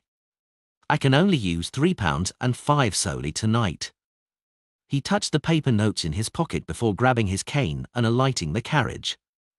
At that moment, the sun had already begun slipping below the horizon. All the houses were gradually tainted with a twilight luster. The boxing matches and rat baiting with dogs were already warming up in Evil Dragon Bar. After passing through the billiard room and numerous rooms, Klein finally entered the underground market. He looked to the left and right, but he didn't see Monster Adamisol, who was always active around there. Didn't old Neil say that Adamisol only managed to survive because the boss of Evil Dragon Bar feeds him? Klein asked himself curiously. As a Nighthawk, he remained vigilant to matters like that. He approached the brawny man guarding the door and asked, "Where's Adamisol?" The brawny man replied without a smile, "I have no idea where he's sleeping. He's been like that lately. He lies down in shivers and chants, 'Dead, dead, all corpses, everyone has to die.' What scenes did he see this time? What triggered him?" Klein creased his eyebrows slightly and asked for more details. He wanted to know where Adamisol was sleeping, but the guard didn't know either. "When I'm done, I'll look for him via divination to see what he's been through." After taking note of this, Klein walked towards one of the 2 rooms at the end of the trading market. According to old Neil, the room on the left was for loans and repayment, while the room on the right was for the buying and selling of precious items, including Beyonder ingredients. When he opened the door to enter the room on the right, Klein realized that there was a partition that separated it into two spaces, the inside and the outside. There were another 3 customers waiting on the outside. He lowered his silk top hat and queued behind the 3 customers. He leaned his body forward and supported himself with the cane as he waited in silence. Soon, the door of the partition opened and a customer in a bluish-grey harbour worker uniform came out. He kept his head low and left in a hurry. Klein lightly clicked his left molar twice and looked at the man with spirit vision. He then looked at the other 3 customers. There was nothing wrong with them other than the usual minor illnesses that people had. After another 10+ minutes, it was finally his turn. He opened the door and entered the room that was lit with a kerosene lamp. He locked the door and took the seat that belonged to the customer. He looked towards the old man wearing a black felt hat opposite him. "I'd like to know what Beyonder ingredients you have and at what prices they are being sold." The cheek muscles of the elder were droopy and the wrinkles at the corner of his eyes were deep, but his body was well built. He didn't find Klein's request weird because many customers weren't willing to let another person know what they wanted to buy before they confirmed that the seller had it available. Generally, they wished to be introduced to all options. The old man flipped to the newest pages of the notebook, stole a glance at Klein, and took a sip of his honey wine before he said, "Water Ghost's brain tissue costs from £3 to £15 depending on how intact it is. Star Crystal, £150 per 50 grams. £200 for 1 queen bee grass. £170 for an adult black-spotted frog. £280 for human-faced rose, but there's only one." Klein controlled his emotional response. After he listened to the old man's introduction, he was surprised that an underground trading place like this had fewer than 30 Beyonder ingredients. As he touched the notes worth £7 in his pocket and thought of Miss Justice's attitude towards £1,000, he sighed. "Unfortunately, there is nothing I want." Without waiting for the elder to pose any further questions, he quickly turned around to open the door and made an exit. He returned to the underground market and looked around blankly. He stood there for a while and sighed with a bitter smile. "I'm probably the poorest boss among all the secret organizations." That only steeled his resolve of getting ingredients internally from the Nighthawks or through exchanges with Justice or the Hanged Man. After circling the underground market twice, Klein picked and purchased ingredients to make charms, such as a partially finished silver piece, herbal powders needed for rituals, and natural ores. He spent £1.15 solely in total. "My private stash of money only has £5.10 solely left. Excluding the final payment to the detective, I still have £1.10 solely." After Klein silently did the math regarding his financial situation, he felt helpless. Of course, he knew very well that he had only been working for just over a month. If the time span had been extended to a year, he should have been able to save up more than £100. "In another 2 weeks, I'll have to tell Benson and Melissa that I've gotten a raise to £3. We can hire a maidservant, but I won't have a private stash of money anymore," Klein thought as he walked towards the exit of the underground market. Just then, he saw old Neil in his classic black robe entering slowly. "Got everything?" Old Neil greeted with a chuckle. "Yes," Klein answered frankly. Old Neil teased immediately. "You came really early." "That's because I'm still hungry, but you've already had your dinner." Klein chatted casually with old Neil. After a while, the boss of Evil Dragon Bar, Swain, walked in with his Navy officer uniform draped over him. He approached the two of them with a mask of solemnity and lowered his voice. "I need your help." "What happened?" Old Neil suddenly turned serious, and Klein couldn't help but feel a tug at his heartstrings. Swain's brown hair was messy, and there was a strong smell of alcohol in his breath. He replied in a low voice, "A member from the mandated Punishers has lost control nearby. We have to finish him before he harms any commoners."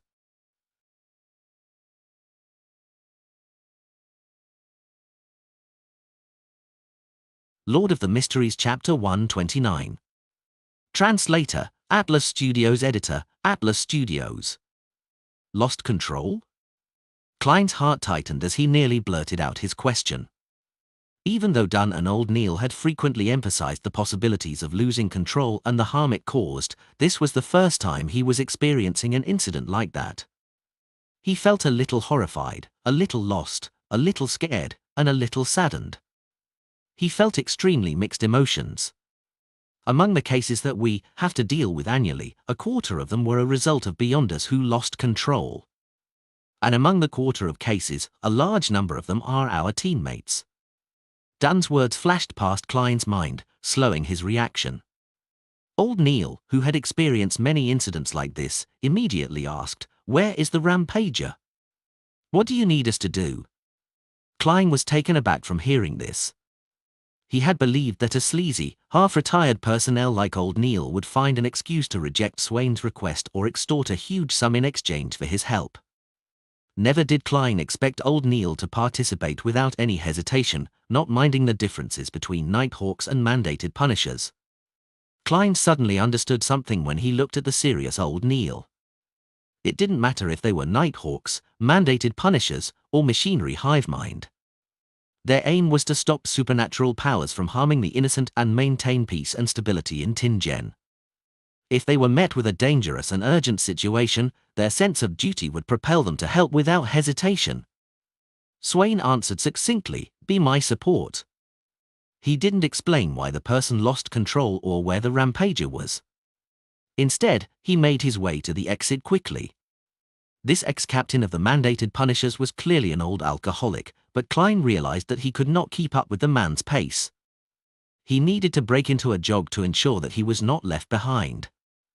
He turned his head to look at old Neil, only to see the old mystery prior break into a run. The three of them didn't pay any attention to the gazes of the guards on their way there. One of them had an old navy uniform draped over him, another was in a dark classic robe, and the other in a black windbreaker. They charged out of the billiard room and into Evil Dragon Bar. The customers who were drinking shifted their gazes from the rat baiting competition to Klein and company. "Is that Boss Swain? Where's he going in such a hurry? Did someone default on their loan?" Amidst the soft murmurs, some of the customers focused their attention back to the cage. They once again broke into an uproar, venting the stresses of their day. However, some of the more perceptive customers felt a faint sense of unease. Tap! Tap! Tap! Klein, old Neil, and Swain ran across the road and entered the harbour district. On that boat. Swain slowed down and pointed at a cargo ship not far away. Two mandated punishers are circling the rampager, preventing him from entering the Tussock River. Help me influence him and bring him under control. Leave the rest to me. Old Neil panted for air and said, "All right, B, but you have to give me a minute." "Phew, a minute to recover." Find news stories on november/elbin.com. Swain nodded and didn't say any more. He charged up to the ship and joined the fight. Upon hearing the sounds of combat on the ship, old Neil looked at the somewhat nervous Klein. He took out a piece of silver about the size of a baby's palm from a hidden pocket near his waist. He then passed the silver to Klein and said, "Slumber charm." The incantation to activate this amulet is the phrase Evernight in ancient Hermes. After you finish the incantation, inject your spirituality into the charm and then throw it at the target after 3 seconds. "All right." Klein extended his hand to receive the charm and felt moved. This charm was carved with Hermes incantations on both sides, as well as the corresponding symbols, path numbers, and the spell's characteristics. He didn't need to activate his spirit vision to feel the deep, serene power flowing within the charm. Old Neil stood up straight and took out a similar charm from his hidden pocket and held it in his palm. He joked as he walked toward the cargo ship, "Do not be too nervous, relax and think about something else. For example, I lent you that charm. If you're going to use it, remember to make one for me in return. Of course, you can wait till next month, when you receive a new quota of materials before you do so." He really is the experienced old Neil.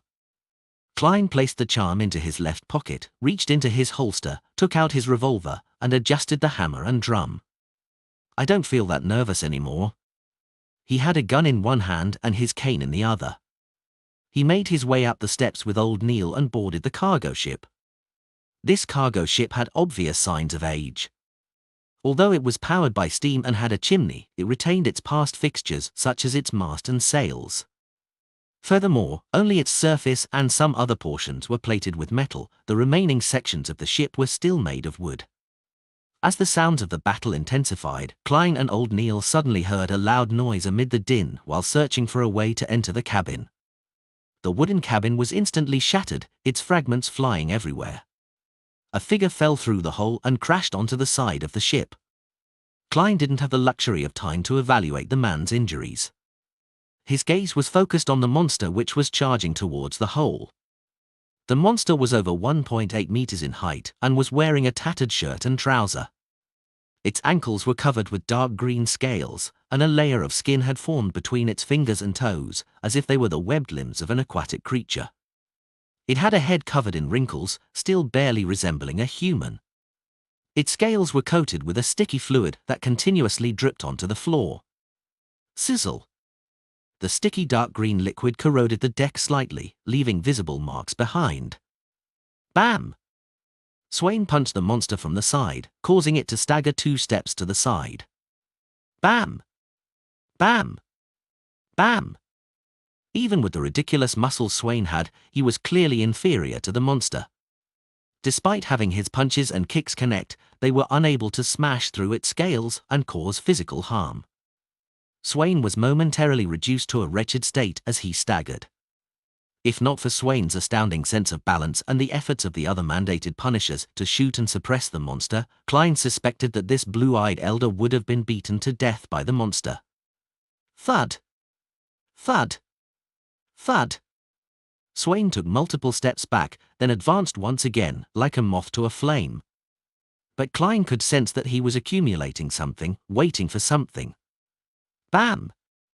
Swain was sent to retreat, his body obscuring another mandated punisher's field of vision. The monster took this chance to charge towards the opening. It wanted to escape the ship and jump into the tussock river. Looking at the wrinkled, sticky head of the monster, Klein lifted his right hand and pulled the trigger. Bang! The silver demon-hunting bullet hit the monster's body just as he predicted. But it had only hit its scales and failed to fully penetrate its body. The monster let out an ear-piercing shriek before it exerted strength with its feet and pounced at Klein. When a stinking fishy smell hit him, Klein suddenly hunched down and rolled to the side. Clang! He felt the ship shake as fragments had hit it as well. At the same time, he heard an old but deep voice recite an incantation in ancient Hermes, Evernight. Klein rolled over 2 more times. He couldn't care about his cane as he lifted his head and revolver in a fluster. All he saw was old Neil tossing out his charm calmly, despite being incredibly close to the monster. The piece of silver was instantly swallowed by a dark red flame and released the faint sound of an explosion. A deep, serene power spread forth. The monster, who had almost destroyed the side of the shop, rocked. Its movements became sluggish. Swain charged out from the cabin. He approached the creature and pulled back his arm, hitting the monster like a jackhammer. His punches connected with the head of the monster. But he could barely inflict a wound, let alone cause any fatal damage. But Klein could sense that whatever the blue-eyed elder was accumulating had finally reached its peak. Boom! The monster seemed to recover. It flailed its arm and made Swain take 5 steps back in retreat. Each of his steps caused cracks to form on the deck. Seeing that the monster was about to turn around and jump off the cargo ship, Klein took out the slumber charm from his pocket in a hurry. After which, he expertly recited the phrase in ancient Hermes, Evernight. Suddenly, Klein felt the silver charm in his hand turn ice cold, as if it was made from snow. He didn't think too much about it. He injected his spirituality into the charm, then pulled his arm back before throwing it forward, sending the charm flying towards the monster. Meanwhile, the fish and human monster had jumped into the air. The dark red flames illuminated the surrounding darkness and the faint explosion was like a prelude to a slumber as it quickly radiated outwards. Bam! The monster fell onto the dock, squirming into a ball. It was temporarily in a half-asleep state. Klein was just about to rush to the side of the boat and shoot at the monster's head when he suddenly saw Swain charge out and jump over, his Navy uniform already long gone. He changed his posture in the air, his muscles tightening. Using his spiritual perception, Klein could feel something that had been suppressed erupt. Swain descended from the sky and slammed into the body of the monster. He then straightened his back and landed a heavy fist on the head of the monster. Crack! The monster's skull shattered into pieces. Dark red blood and greyish brain matter laced with a green sticky liquid splattered all over the ground. This is one of the abilities of a folk of rage? Klein muttered to himself as he stood near the broken side of the ship. Old Neil held his left arm and leaned over to look at what had happened below. At that moment, Swain was standing straight. He stared at the monster under his feet that had just lost its life. He took out a metal flask and opened the lid. He drank a good half of the liquor before tilting the flask, pouring the remaining liquor onto the monster. After finishing this, Swain looked like he had aged considerably, his back hunching a little. Old Neil sighed as he looked at the scene below. He whispered to Klein, "I know this mandated punisher who lost control." He had followed Swain for almost 30 years, once clearing water ghosts who had been killing people on the shore.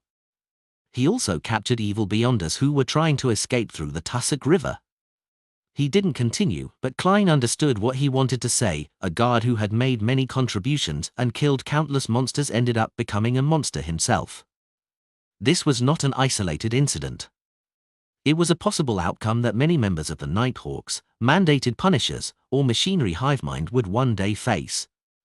Hi, Seek Taylan here, the translator of LOM. I've included the author's notes before the book went premium in China below. It has been 2 months since LOM was first released, and it's time to go premium.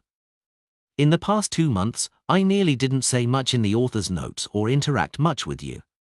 The main reason is that I'm increasingly convinced that the best communication between author and reader is inside the novel. I will write whatever I wish to express or describe inside the story, so there's no need for me to say anything else. Yes, back to LOM, I probably had this idea to find the joy from first coming into contact with web novels. That feeling of wow, there can be such a world, or there's actually such a magical world. Back then, every book presented a variety of different and interesting worlds. It always exposed me to more, making me unable to extricate myself from those worlds as they expand my imagination. Of course, it has to do with me having little exposure to similar novels. Therefore, when I felt that I had made sufficient preparations in creating the framework of a relatively new world and an interesting and amazing system, I began this book with uneasiness and courage. With acting the 22 pathways as core, with 220 potions and 220 jobs, this is a part that I hope the most that can interest everyone. In addition, it mixes in Cthulhu mythos, SCP Foundation elements, and the vibes of the first Industrial Revolution's era and a steampunk world. I read many books and created many settings, but I know that what's most important is to carefully tell this story. I took my time to tell it, which is why the first volume's pace is extremely slow. It's also why chapters consisting of more than 410,000 plus Chinese characters, 255,000 plus English words, were released free. I wanted to honestly develop the plot and accentuate the characters to portray the world. I didn't seek so-called climaxes and presented the scenes in my heart to you. Thanks to man's writing, I was able to have standards that can attract others when writing slice-of-life parts, allowing me to be equipped with the ability and writing flair needed to honestly tell a story. In the past, I learned how to express, or it could be said that every writer or author can innately express. But now, I feel that I've begun restraining myself. Many a time, I would not describe it, but use actions, speech and expressions to present the emotions, without any inner monologue. I might not even use actions, speech, and expression, just describing it coldly, like the chapter with the female lead workers. It's also my wish to maintain standards at critical points in LOM. This book's various frameworks are probably the most complete one among all my books. Look forward to how I handle everything. This is my thoughts and attempts for this book. I hope everyone will like it. I wish you can support me by paying for premium chapters. After all, I still need to make a livelihood. I still need to meet the demands of my wife. I've always been a normal person and I've never had any doubts to that. At the same time, I'm also a person who's very lazy and have many personality problems. I once thought of organizing my own fan club like other authors, but it's really frustrating and tiring. Then, there was no more thens. I once thought of having a Weibo one to amass some popularity, but it's really frustrating and tiring. Then, there was no more thens. I've already lost track of the last time I updated on Weibo. I made a public WeChat account and attempted writing some things, but it's really frustrating and tiring. Then, there are updates only once in a while. I attempted to hire others to help me run the social media account, but I always find it awkward and embarrassing seeing the content posted by others. So, I stopped it. Phew, I wish to be a mediator for myself. Admit it, you are a lazy person. You are a person who is flawed when it comes to social interactions. You are a thin-skinned person who wants face at the cost of your life. You are a person who doesn't like getting disturbed by various miscellaneous matters. You are just like it is to wash a pig is to waste both water and soap. Perhaps, what I can do well and am willing to do well is to write novels, the depiction of the story in my heart. That is how I reconcile with myself, not to live on awkwardly or force myself to become popular. For the public account, I'll post something when I think of it. If there's nothing, forget it. Well, reconciliation is just an artistic way of saying convincing. The accurate description should be to live in self-abandonment. Rubs hands nefariously. After this communication, we will have premium chapters for the next update. I'll make my plea here for you to support premium and vote with your power stones. There will be a mass release. Really, I have a stockpile. Well, there will at least be 5, maybe 6.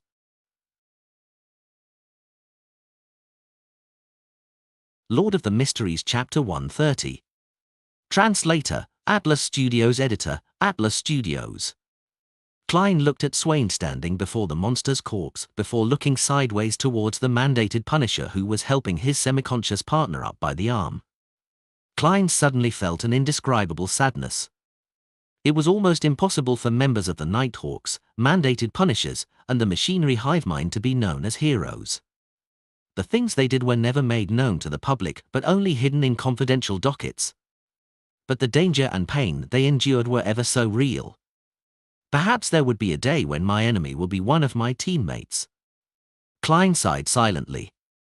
He felt the heavy weight that all Nighthawks, mandated Punishers, and machinery hive mind carried. At that moment, old Neil let out a sigh. Let's go. Let's not disturb them. Okay. Klein picked up his cane.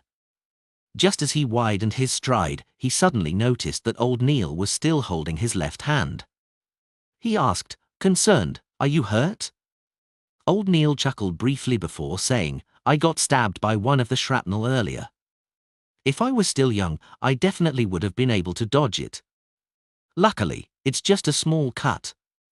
He moved his right hand slightly to let Klein see the tiny wound that was still lightly bleeding on the back of his left hand. After he confirmed that it wasn't a big issue, Klein walked off along the gangway as he sighed. "Mr. Neil, you're much calmer than I imagined. Despite being less than 2 meters away from the monster, you could still chant the incantation calmly and use the charm." Although the rampaging mandated Punisher had leaped towards Klein in the form of a monster, old Neil was physically very close to him the entire time. Old Neil chucked at the compliment. "I'm an experienced Nighthawk.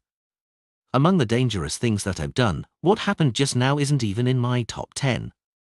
Once, when I was patrolling Raphael Cemetery with Dunn, I had no idea that a corpse had turned into a zombie and left its tomb to lie in ambush in the shadows of the trees. I passed by without noticing it at all since I was looking for some hidden spot. You know what I mean.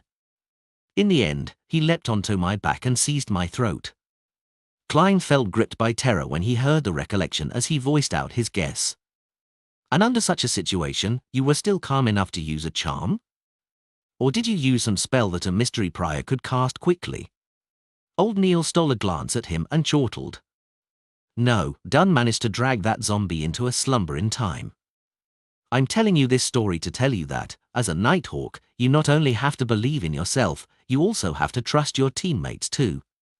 Klein fell silent for a few seconds. Then, he replied both sincerely and jokingly, Mr. Neil, you are so wise today. Old Neil did a tiny hop and found his footing on the pier. He replied in disdain, that's because you only get to know the most trivial side of me usually. The two of them left the harbor and walked towards Evil Dragon Bar. Klein put away his revolver, set his cane aside, and took off his jacket.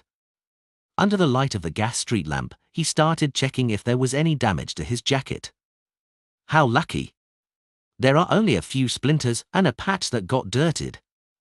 He removed the splinters and roughly patted the dust away. Then, he put it back on. Old Neil looked at him with a smile and mimicked his tone by adding leisurely. What a pity, there's no way to claim compensation.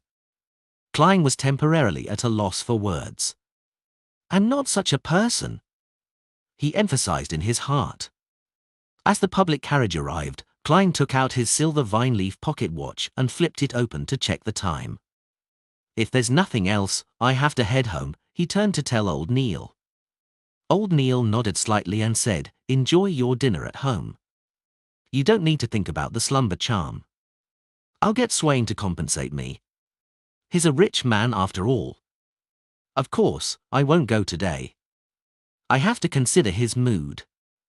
Klein opened his mouth, but in the end, he only said, thank you for your generosity. He boarded the carriage quickly and returned to Daffodil Street. It was already past 7 in the evening, and the sky had already grown dark. Klein took out his keys to open the door and saw Melissa taking off her fishnet hat and setting it on the clothes rack. He smiled and did small talk.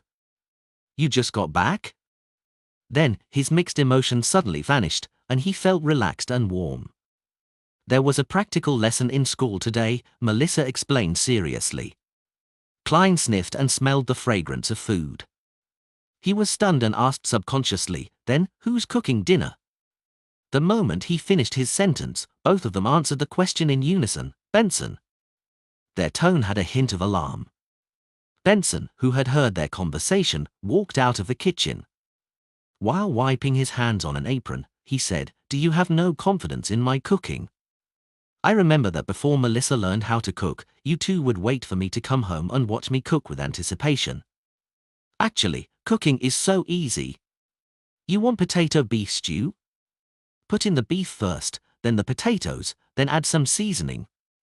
Klein and Melissa exchanged glances and remained silent.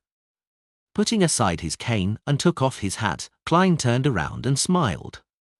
I think it's time to hire a maidservant. It's very unhealthy to not eat dinner on time. But I don't want to have a stranger next to us when we chat. That'll make me feel uncomfortable, Melissa said, subconsciously finding an excuse to object. Upstairs AT from N0/V/pound/co/M. Klein spoke with a smile as he took off his jacket. I don't mind. Just then, his expression froze, and he stopped what he was doing. I almost took off my jacket. I still have a revolver at my armpit. A whom? He cleared his throat and pretended nothing happened. Don't mind her. When we get home, we can let the maidservant rest in her room. I doubt any maidservant would dislike resting. We must find a maidservant who's willing to learn how to cook. He didn't want to endure the torture of a cuisine that left him guessing in the future. Benson stood at the kitchen and nodded in agreement. When we have time, we can go over to Tingen Family Servant Assistants Association. They have a great deal of experience and many resources in this field. All right, it's decided then. Klein ignored Melissa's unwilling look. Backlund, Empress Borough, Viscount Glaint's residence. Audrey Hall left the party with her personal maid, Annie. They came to the second floor and entered the bedroom that the Viscount had prepared. She took off her glamorous dress and her lightweight dancing heels slowly with Annie's assistance. She then put on a black hooded robe that she had prepared ahead of time. Pulling up the hood, Audrey stood before the full mirror and examined herself. She saw that more than half her face was covered by the shadow of her hood, and only her beautiful lips were clearly exposed. Long black robe, face hidden by shadows, a mysterious feeling. This is something I've been dreaming of wearing all this time. Audrey thought to herself happily. Worried, she added a blue boat-shaped soft hat under her hood. With the fine checkered fishnet drooping down, her facial features became even more indiscernible. Not bad, that's it. Audrey stuffed her feet into leather ankle boots, looked to the side, and told Annie, "Wait for me here. No matter who comes, do not open the door." Annie looked at her helplessly and said, "But you have to make sure that your trip doesn't take more than an hour. You should trust me. I have kept my promise every single time in the past." Audrey smiled and leaned in towards her personal maidservant. She hugged her and kissed her cheek as etiquette demanded. Then, she walked quickly and pulled up her hood. Turning around, she exited the bedroom through a secret door. She walked all the way down and came to the side door of the Viscount's residence, where she saw that there was already a carriage waiting there. Glayne stood amidst the shadows as he glanced at Audrey and complimented sincerely, "By dressing up like this, you are really, like the description Emperor Rizal often used, very cool." "Thank you." Audrey pulled up an imaginary skirt and curtsied elegantly. The two of them got into the carriage and left the villa. They arrived at a house about 10 minutes away. Outside the house, Audrey saw apprentice Force Wall and her friend, Tribunal Zeodorica, whom she had been seeing recently. Force's slightly wavy brown hair and her light blue eyes showed a natural laziness. She pointed at Zeodorica next to her and said, "She's an excellent persuader, capable of helping you get things that you want." Zeodorica was slightly shorter, about 150 centimeters at most. Her facial features were soft, but she seemed pretty young and immature. Although her shoulder-length blonde hair was messy and unkempt, and she was in a traditional night training suit, she carried an indescribable look of dignity and a convincing charm. Audrey had met her a few times. She smiled faintly and greeted, "Miss Zeo, can I trust you?" "You don't have to worry at all." Zeodorica smiled and gestured with her hand. Just as she walked to follow Audrey and Viscount Glayne, they heard a sudden thud. Audrey looked towards the source of the sound and saw that a triangular blade coruscating with a cold glimmer had fallen beside Zeodorica's leg. Audrey and Zeodorica exchanged looks, simultaneously at a loss for words. After nearly 20 seconds, Zeodorica quickly squatted and picked up the triangular blade and hid it on her body. "We have to prevent the occurrence of an accident. Some people lack rationality, and they aren't convinced easily," Zeodorica explained seriously. Audrey nodded and replied with a clear voice, "I believe you." "These are tools to convince those beastards to talk to us calmly," Force added, looking sideways at the grass plains. The quartet didn't continue conversing and walked a few steps forward. They knocked on the wooden door with 3 long and 2 short knocks. The door squeaked and opened. Slowly, using her spectator state, Audrey looked into the house that had many people sitting around randomly. They employed various methods such as hoods or masks to conceal their looks. Some didn't even bother and exposed their faces openly. Almost instantly, Audrey noticed a black-robed man on a single-seat sofa. That man wore a hood too, hiding his looks under a shadow. He looked at all the guests in silence, giving people a feeling that he was somehow in a commanding position. "He is very confident, but his gaze is very disgusting. His gaze moved up and down my body like 2 slippery tentacles wanting to tear off my clothes." Audrey's senses were sharp. She carefully observed and made a judgment calmly, but she nearly had goosebumps. Force introduced him. "That's Mr. A powerful Beyonder, the leader of this secret gathering." Lord of the Mysteries Chapter 131. Translator, Atlas Studios. Editor, Atlas Studios. Mr. A? That sounds more like a code name for a criminal rather than a powerful man of mystery. It can't be compared to the Fool at all.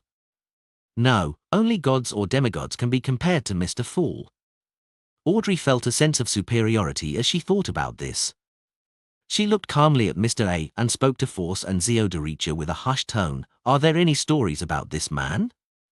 The hooded Viscount Glink was equally curious. Zio de Richa replied sternly, there were several such incidents in the past. Sequence 8 Beyonders, some even at Sequence 7, have targeted and tried to deal with Mr. A, but they've all mysteriously disappeared. So he truly is a powerful Beyonder, Glink marveled. They walked into the room as they spoke. The guards immediately closed the door behind them. After adjusting to the gas lamp's light in the room, Audrey saw 2 blackboards with several phrases written across them right in front of her. At that moment, Force, who had an unlit cigarette in her hand, whispered, those are the requests of the members of this gathering. You should be able to understand that many people do not wish for others to know what they possess to avoid being a target of greedy people. Thus, they write their requests, or what they are selling, as well as the rough price on the blackboards anonymously. Audrey nodded. She didn't care to observe the members of the meeting, instead, she shifted her gaze to the words on the left board. I need a pair of eyes from a mature manhal fish. The dust left behind by vengeful spirits, £165. 3 pages from Emperor Razel's notebook, £20. Audrey couldn't maintain the state of her spectator when she saw that. She was as shocked as she was excited. These prices are too cheap. She thought in excitement and joy. As she walked, her gaze shifted as she saw other notices. Tears of an infant flower, £200. Mummy powder, 10 grams, £5. Fishman secretion, 30 milliliters, £29. Formula for Sequence 8 Potion Sheriff, £450. Just too cheap. The Beyonder ingredients all cost less than £300. Audrey's eyes sparkled as she found a place to sit together with her companions. Zio de Richa leaned over and whispered into her ear, do you have anything you want? Audrey breathed heavily. Emperor Razel's famous quote flashed through her mind, I want it all. She had 2 elder brothers, rendering her eligibility to inherit the aristocratic title and the main portion of the inheritance null. But as a lady adored by her parents and brothers, she had property, farmland, pastures, mines, jewelry, stocks, and bonds to her name. Together, they were valued at £300,000. This was a part of her inheritance, but she only possessed them in name before her father, Count Hall, passed away, or when she got married. Every year, she received a corresponding amount from a trust fund. But even so, she could receive £15,000 to £25,000 a year, making her one of the richest women among the nobles in the entire Lun Kingdom. Of course, she had expenses she couldn't avoid as a noble. And now that she was receiving annual payouts, she could no longer pester her parents for money all the time. She controlled herself and answered with reservation, for the time being, I have my sights on Emperor Razel's notebook. I adore him, and I think that the special symbols and literature he created hold a mysterious power, it's just that we haven't found the correct way to decipher them. Audrey, you are becoming more and more hypocritical. She added in her heart. Just as she had said that, a young man in a white shirt sitting near them stood up excitedly. He agreed with Audrey, yes. That's true. I've finally met someone who shares the same opinion as me. I'm the person with the 3 pages of the notebook, and I can sell them to you right now. Audrey was at a loss at first before she replied with a smile, then please allow me to express my gratitude. She took out a pair of £10 notes and handed them over to the man, then received the 3 pages of Emperor Razel's diary in exchange. Of course, no one here knew that they were part of his diary, and thus everyone generally called them his notebook. Audrey flipped through the pages after she received them and confirmed that the writing was similar to the previous pages that she had come across. She put away the diary and asked Zio and Force softly, who can I look for if the notes are fake? Mr. A? Yes, Mr. A will not allow any fraud to take place in his gathering. And I could help you mediate this privately too, Zio de Richa replied eagerly. I understand. Audrey entered her spectator state and surveyed the Beyonders and Beyonders to be around her. FLU newest stories at novl/by/n.com. There were many people looking over because of the excitement of the young man just now. They were observing Audrey and Glaint, some making it obvious while others were more discreet, but Audrey and Glaint's hoods covered their features well. There are sofas and chairs strewn all around the venue, all facing the board. The material of the furniture is rather normal, indicating that the person who gathered them here, Mr. A, isn't a noble and doesn't care much about the venue. Yes, with the confidence he displayed, he need not be overly pretentious with the venue. Audrey looked around and calmly observed. Mr. A looks at all the ladies present, his gaze often lingering on those who have above-average looks. His lecherous. Why is he looking at me so frequently? Can he see through my robe? Audrey was shocked at this deduction.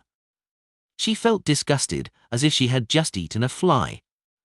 But her worries quickly eased, for she noticed that Mr. A was not looking at her body or the bodies of the other ladies. This means that his eyes cannot see through fabric directly. His sense of sight is exceptional.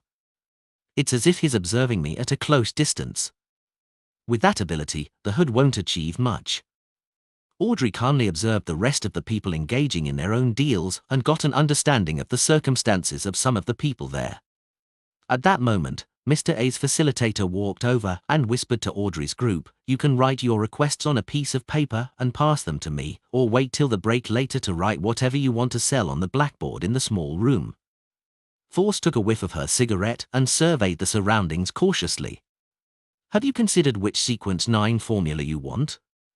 She had kept her promise and told Audrey and Viscount Glaint about all the sequence pathways she knew of. Audrey pretended to think before saying, "Spectator, I want to become a spectator. And I also want the advancement of spectator, the telepathist." She considered the fact that she would have to come into frequent contact with Force and Zio de Richa in the future, making it highly possible that they would realize that she was a beyonder, a spectator. Thus, she decided to take this opportunity to reveal this to them and completely conceal the fact that the Tarot Club existed. "Even though I'll be wasting some money, it'll still be worth it." Audrey praised herself. At the same time, she noticed that Zio de Richa was looking at the blackboards from time to time. Her expression was that of desire and depression. "Zio told me that the corresponding Sequence 8 to Arbiter was Sheriff. She's looking at the £450 price tag. Well, it's obvious that she wants the formula for Sheriff. She's already been an Arbiter for more than a year, and she has been unknowingly acting the role of an Arbiter. Her potion should have been digested already. All these details tell me that Zio lacks money." As Audrey was deducing all of this, Viscount Glaint revealed his choice. "Apothecary, I want the formula for Sequence 9 Apothecary."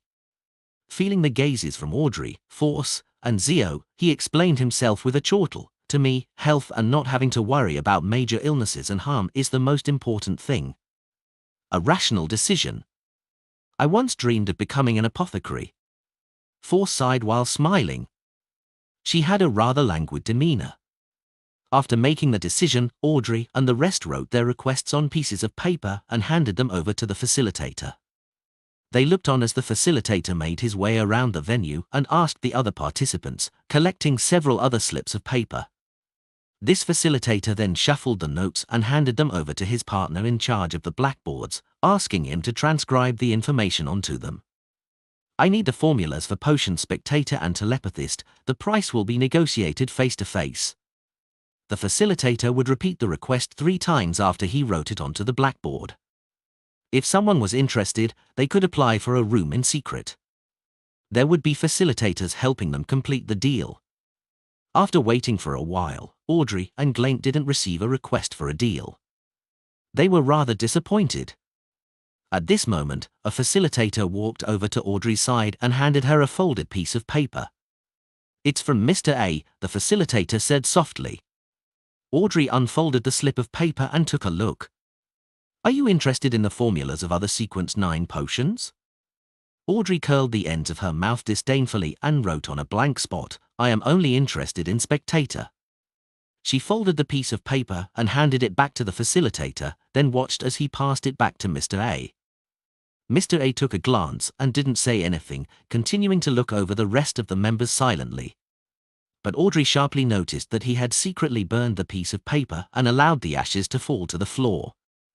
15 minutes later, Mr. A said, "Now we will have a break. You can interact with other participants freely." At this moment, the young man who sold Emperor Razel's diary approached Audrey and said in excitement, "I have already deciphered a portion of the Emperor Razel's special characters and tattooed them onto myself, allowing me to gain some remarkable abilities. Are you interested?" Audrey suddenly recalled that she had asked Mr. Fool if the special characters in the Emperor Razel's diary possessed any unique abilities. Mr. Fool's answer was that they were useless unless a deity suddenly took interest in them. She looked at the young man in front of her and thought for a moment. She then probed, "What remarkable abilities?" The young man answered excitedly, "I have become stronger and more healthy." Audrey looked at him in pity. "I'm sorry, I have more trust in my own research." In the remaining time, she continued observing those who came to this gathering, but didn't obtain any more information.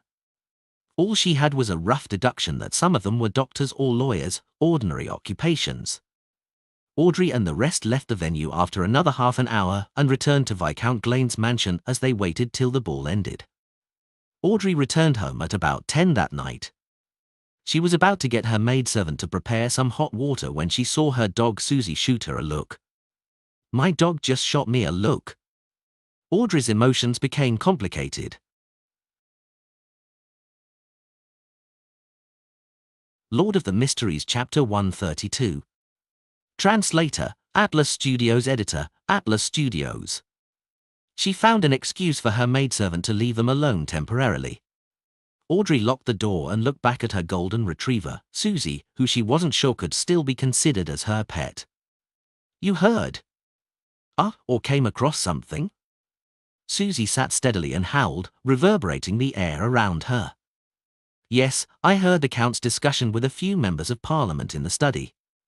They said that the King and the Prime Minister came to a mutual agreement. They will give up their revenge plan on the Fasak Empire in Balam's east coast for the time being." "Where's Balam's east coast?" Susie's terrifying speed at grasping Lun made Audrey feel mixed emotions. She fell silent for a few seconds before she said, "I'll give you a map tomorrow."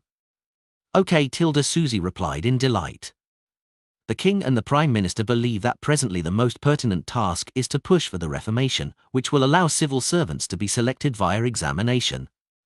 They hope to pass the bill through the House of Lords and the House of Commons before October. "Really?" Audrey asked, pleasantly surprised. That was the first matter that she had managed to secretly guide after she became a spectator. Turning it into reality would give her a sense of achievement. Susie answered frankly, "I can't give you a definite answer.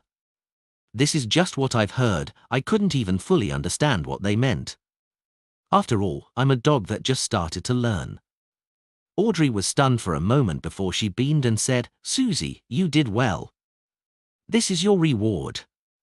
Upstead AT from N0/V/pound/co/M."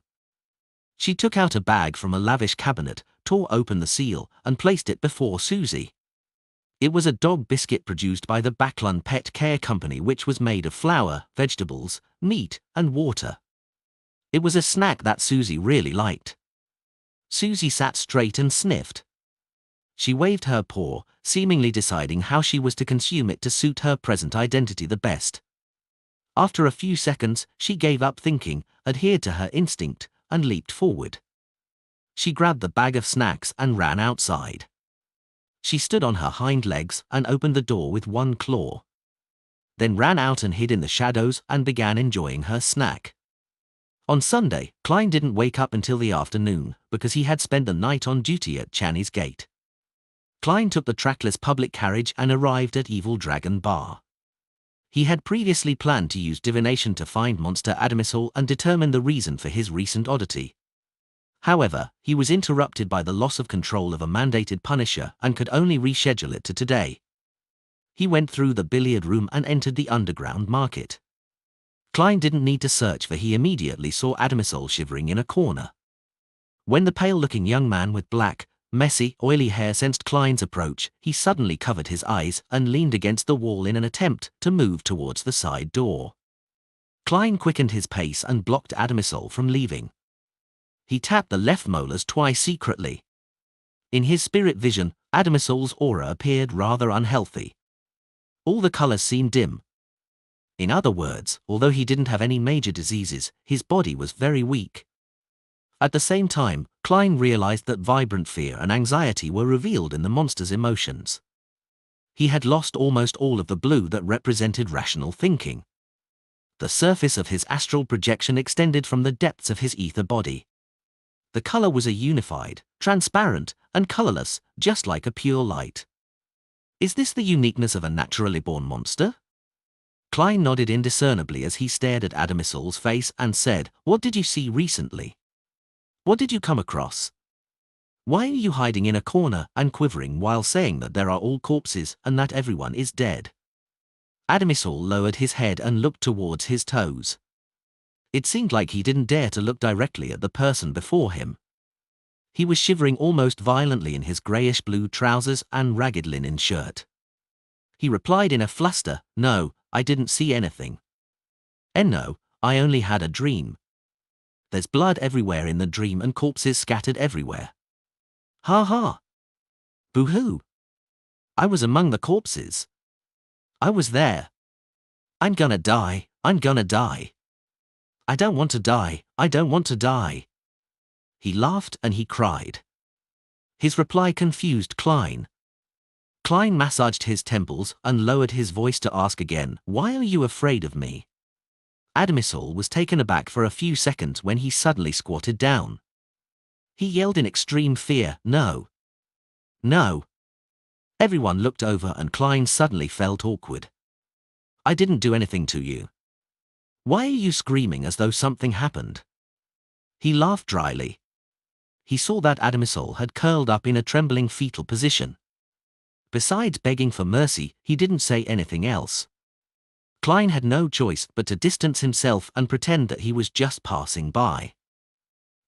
Maybe I should ask Mr. Azik for advice. But he just went on vacation to the northern part of the Fasak Empire last week, and he'll only return next Thursday or Friday. Before that, I have to first report to Captain. Klein covered his mouth as he yawned. He turned and left the underground market. After he got his salary that week, his private stash returned to £8.10 solely. However, truly rare Beyonder ingredients were so expensive that he could only window shop.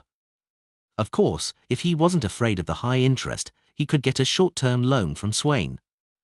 When he exited Evil Dragon Bar and waited for the public carriage, Klein considered the future developments. In another week, the £12 from my advance salary at the beginning will be cleared. The money that I bring home will finally reach £3 a week.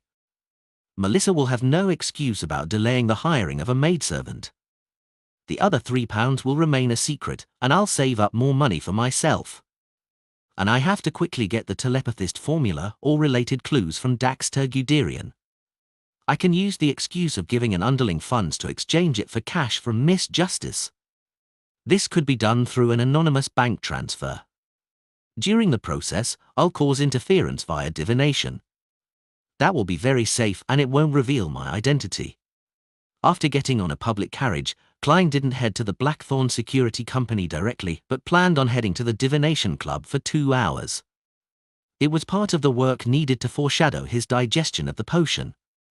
Plus, Klein was now considered famous in the divination industry. There were returning customers from the past and there were also referrals. On average, he would have more than 10 divinations in an afternoon.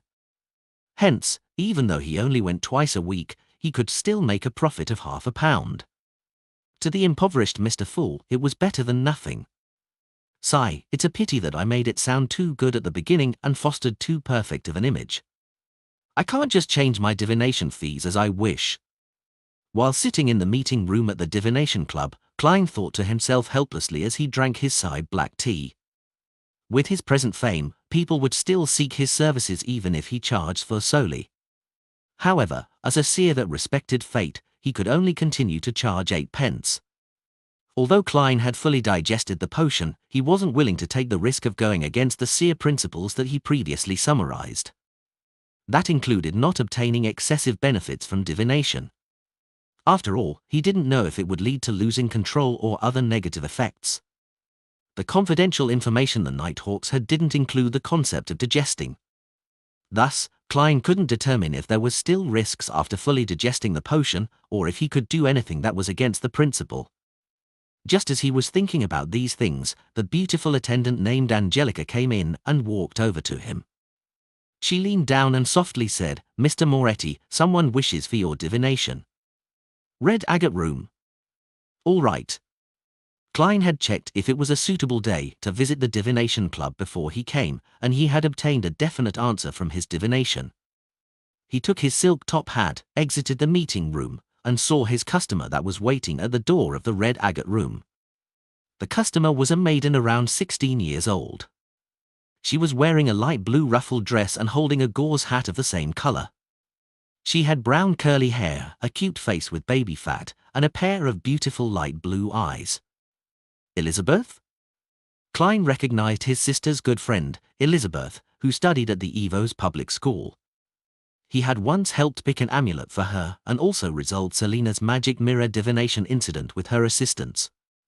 Similarly, Elizabeth said in pleasant surprise, "Mr. Moretti, it's really you. I was wondering if it was you when I saw the name." "I am a mysticism enthusiast after all," Klein explained helplessly. Then he added, "Don't tell Melissa." "Oh, Selena as well." "The divination result showed that it was suitable for me to visit the divination club. Why did I run into Elizabeth?" He shook his head as he turned around to open the door to the Red Agate Room. At the same time, he clicked his left molar twice. They entered the room slowly. After he took the seat of the diviner, he lifted his head to look towards Elizabeth. With just one glance, he creased his eyebrows. There was a faint layer of gloomy green in the maiden's energy field. A symptom of being haunted by spirits and wraiths. Klein made a calm judgment and asked directly, "Had you had nightmares recently, ones with repetitive elements?" Elizabeth, who had just locked the door and had yet to take a seat, was dumbstruck. It took her a long time to reply, "Yes. That's why I came here to look for you." Klein leaned back and asked, "What kind of dream did you have? When did it start?" "It began from the last 2 days of my vacation to Lamed Town." "Oh, our family has an estate there." Elizabeth was considered half a mysticism enthusiast, so she had better memories of such situations. "In my dream, I always run into a knight in full black armor. He carries a huge broadsword and his face is fully covered by a helmet, so all I could see is a pair of glowing red eyes. In the dream, he keeps attempting to get closer to me. Afraid, I run away, but the distance shortens each and every time." Klein thought and asked, 2 or 3 days before you had such a dream, did you get in touch with any antiques, ancient ruins, burial objects, or a mausoleum?" Elizabeth recalled and answered, I visited a mountain near Lamed Town. There was an abandoned ancient castle. That's a standard opening of a paranormal novel." Klein lampooned silently as he pressed on, "Did you leave anything behind in the castle? Or did you take anything from the castle?" Elizabeth creased her beautiful eyebrows and answered moments later in uncertainty, "I got cut by brambles and bled." "Does leaving blood behind count?" Klein nodded with a mask of solemnity and answered in a deep voice, "Yes." Lord of the Mysteries Chapter 133. Translator, Atlas Studios. Editor, Atlas Studios. Elizabeth immediately turned nervous after hearing Klein's reply. Subconsciously, she began to speak faster. "Can you help me divine the specific reason? It will be even better if you can divine a way to solve this. Divination can only give us a general direction of how to solve the problem, and furthermore, it will be unclear and filled with symbolism, making it difficult to decipher the hints correctly. Of course, you're very lucky. I'm not an ordinary seer, I'm a true mysticism scholar." Klein lampooned the girl's question before saying solemnly, "Since this matter has to do with dreams, I would suggest a similar divination method." All right. Elizabeth nodded her head like a hungry woodpecker. Klein maintained his professional attitude. "I will need you to sleep here and allow that dream to present itself." "Is that a problem?" There's no problem, I trust you, Elizabeth answered without hesitation while pursing her lips. But she quickly added with a stammer, but I cannot guarantee that I would. I would have that dream. It's just an attempt, Klein consoled her with a gentle smile. He then pointed at the long sofa on the side of the red agate room. Please? No need for that, I'll sleep here. Elizabeth shook her head gently. She crossed her arms and said, I sleep like this at school after classes whenever I feel tired. She used her arms as a pillow and leaned forward onto the edge of the table. All right, you can pretend that I'm not here. Klein smiled as he observed the colors of her aura and emotions. He used them to deduce if the girl had fallen asleep or not. Okay. Elizabeth closed her eyes and buried her face into her arms, trying hard to ease her breathing. Klein didn't speak as he leaned back into his chair. The room suddenly became unusually quiet. It was a peaceful silence, a silence that could make one forget their troubles. Sometime later, Klein took out a semicircular piece of silver from his pocket after he confirmed that Elizabeth had fallen asleep. The piece of silver was filled with indecipherable Hermes phrases as well as symbolic imagery and numbers. It was a dream charm that Klein had succeeded in making the previous morning. He had also finished making 2 slumber charms and 2 requiem charms. The former were made with rectangular pieces of silver while the latter were made with triangular pieces. This was to help him differentiate between them solely by touch during an intense battle. Crimson. Klein softly recited the phrase in ancient Hermes. This was the activation incantation that he had set. Since there was still the step of injecting spirituality into the charm, there was no need for his incantation to be different from the rest. All it needed was to be short and easy to remember. Find new stories on november/elbin.com. The mysterious incantation reverberated around the room. Klein felt the dream charm become light in his hand, as if it had temporarily lost its weight. Klein immediately placed the charm on the table in front of him after he injected it with his spirituality. A transparent flame leapt up silently, enveloping the charm and became a deep, serene black. The black flame spread quickly, enveloping Elizabeth and Klein. Klein seized the opportunity to enter his state of cogitation. He used his spirituality to look at the illusory spherical light in front of him. The spherical light was surrounded by a boundless darkness, making it seem exceptionally lonely.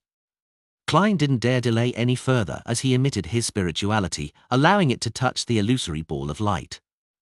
Silently, the scene around him started to coruscate and warp, but it quickly settled into a yellowish-brown plain. The plain was littered with the corpses of horses and humans. Fresh blood and weapons could be seen everywhere. Elizabeth was wearing a regal gown with engagements and a fishnet hat. She was looking around, lost. She quickly saw Klein's figure and revealed a look of surprise and joy. Mr. Moretti, we meet again. I had suspected that the Klein Moretti on the name register was you when Selina and I came to get a divination. I came again multiple times, but always missed you as I had to attend lessons during the day. When I was free during the summer break, I was dragged to a holiday at Lamed Town by my parents. You can help me, right? Klein froze for a moment when he heard the girl's talkativeness. To think that Elizabeth had suspected that I was working part-time at the divination club and tried to find me on multiple occasions. Yet, she didn't appear abnormal at all. Her surprise was authentic, masking her true thoughts. Indeed, everyone's dream shows their most honest side, other than me, Mr. Fool. As he was indulging in his thoughts, Elizabeth's dream changed. A tall knight, about 1.9 meters in height, was walking toward them, dragging a broadsword which was scraped the ground. This knight was dressed in black armor.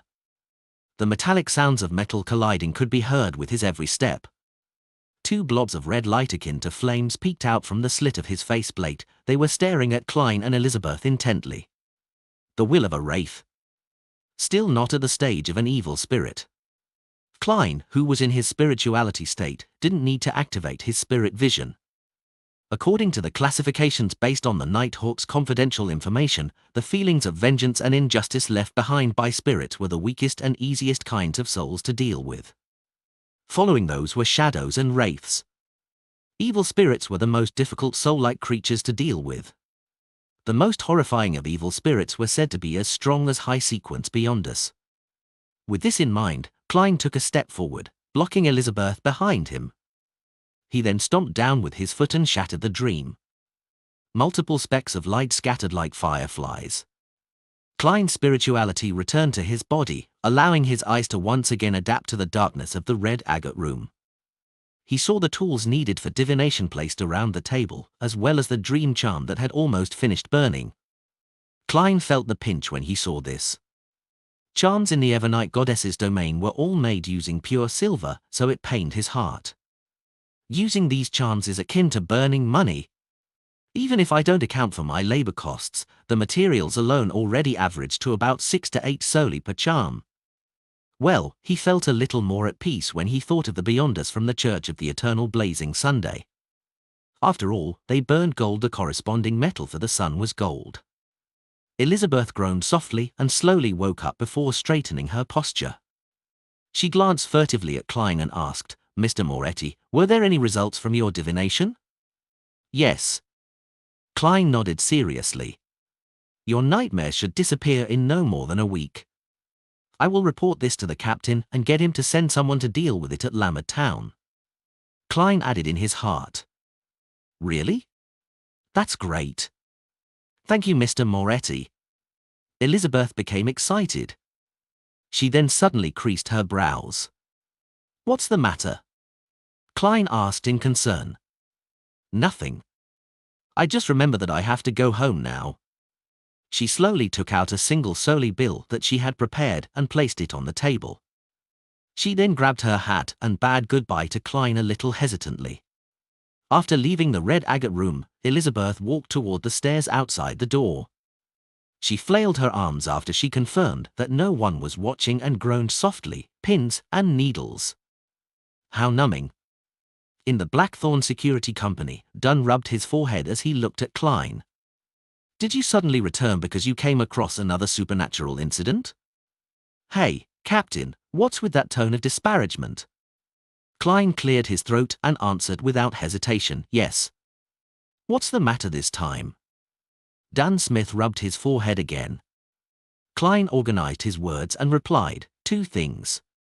For the first incident, I discovered a monster Adamisol hunched in a corner, shivering in fear when I was buying materials for my charms at the underground market. When he said that, he hinted heavily that he needed a reimbursement for the materials. Klein couldn't mention the fees for the detective he employed to find Daxter Guderian, for it involved the Red Chimney. He deeply regretted not employing separate detectives. Dan seemed to fail to read between the lines as he nodded slightly. "What happened to Adamisol?" Klein exhaled silently and described in detail. Adamisol had a dream. He dreamed that there were corpses and blood everywhere. One of the corpses was his, and thus he became very frightened. Dunn thought for a moment before asking slowly, "As a seer, what do you think it symbolizes?" "A disaster. A disaster that spans a wide area. But I have no information other than this. Furthermore, not everything in Adamisol's dream might have a symbolic meaning," Klein said while deliberating his words. "I will report this to the Holy Cathedral and see what they have to say." Dunn shook his head and said in a self-deprecating manner, "This isn't something I have expertise in." Klein didn't have any other ideas either. He changed the subject and spoke about the wraith harassment Elizabeth faced. "Lamed Town. Is that lady a believer of the goddess?" Dunn asked. "Yes." Klein gave an affirmative answer. "Then there should be no problems. Let's head over to Lamed Town now and try to get dinner there. Oh, and bring Fry along. His abilities should prove useful if the incident involves corpses and ghosts." Dunn massaged his temples and tried his hardest to contemplate whether he had forgotten anything. If Elizabeth wasn't a believer of the Evernight Goddess, then they would have to hand her over to the mandated punishers or the machinery hive mind according to her faith. If her faith didn't lie in any of the 3 major churches, then she would be handed over to the machinery hive mind who were responsible for the outskirts. Klein didn't speak.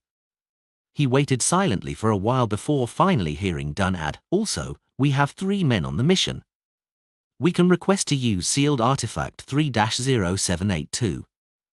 3-0782? After a minute, Klein recalled that the sealed artifact was called the Mutated Sun Sacred Emblem. This sacred emblem's Beyonder influence seemed to be able to last a long time. It had the ability to constantly purify any corpses and spirits in a 15-meter radius. However, it had the drawback of purifying the soul of a commoner at the same time. Research data indicated that if a normal human were to stand within its radius for an hour, they would become an idiot that only knew how to praise the sun. The limit for Beyonders was 6 hours. As for ghosts and corpses, they would scatter in less than a minute.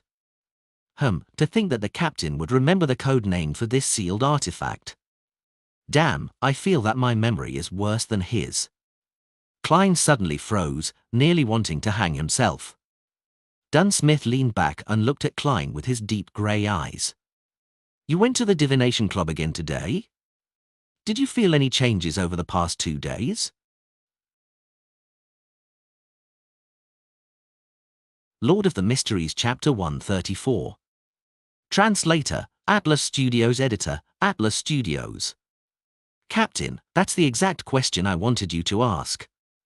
Klein nodded seriously. I feel even better. I even believe that I can pass the Holy Cathedral's examination right now.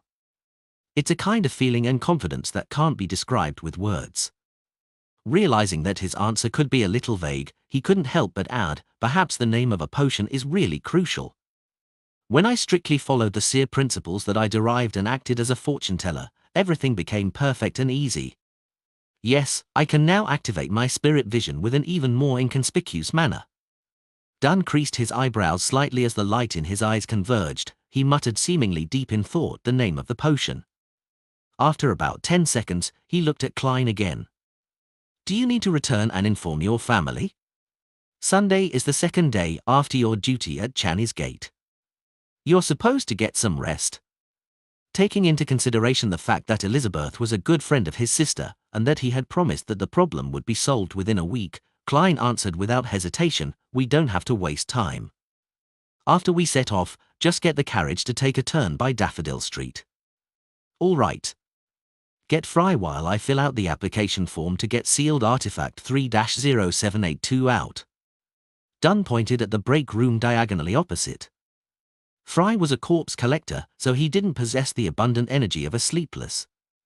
If he was free, he would take a nap. Filling in the application form yourself, approving it yourself, and collecting it yourself.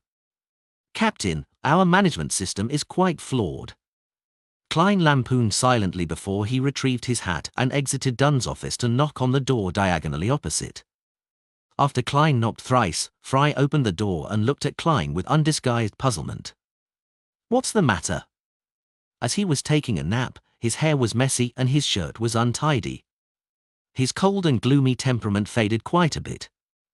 However, he still looks like a dead person that climbed out of his coffin. Klein hid his smile and answered seriously. There's a case that involves wraiths. The captain wishes for your assistance. Okay. Fry lifted his hand subconsciously to smooth out his messy hair, returning him to the cold person that kept the living at bay. After he dressed up, the two of them waited by the sofa in the reception hall. The surroundings warmed up after another 7 or 8 minutes, as though the area was being exposed to sunlight. Visit novelbin.c.om for updates. Immediately following that, they saw Dunsmith walk through the partition while he held in his hand an ancient badge about half the size of a palm. The badge had a dark gold luster and was engraved with the symbolic signs of the sun and lines that extended to the edge.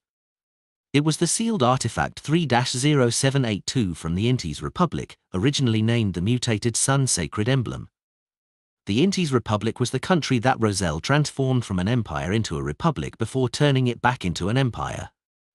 Now, it had established itself as a stable republic and was located on the west coast of the northern continent. Its border with the Lund Kingdom included landmarks like Mid-Sea Shears, the Hornaces mountain range, and so on. Since the establishment of Intes as a nation, the Church of the Eternal Blazing Sun had repressed the Church of the God of Craftsmanship, which later became known as the Church of the God of Steam and Machinery. With it being the main religion of the country could also be referred to as the Kingdom of the Sun. Let's set off. Fry, you'll drive. Césaire can't withstand the purification of the sacred emblem for too long, Dunn reminded them calmly. Césaire Francis was a clerk who was in charge of purchasing and collecting supplies. He was also their driver, but he was just an ordinary person.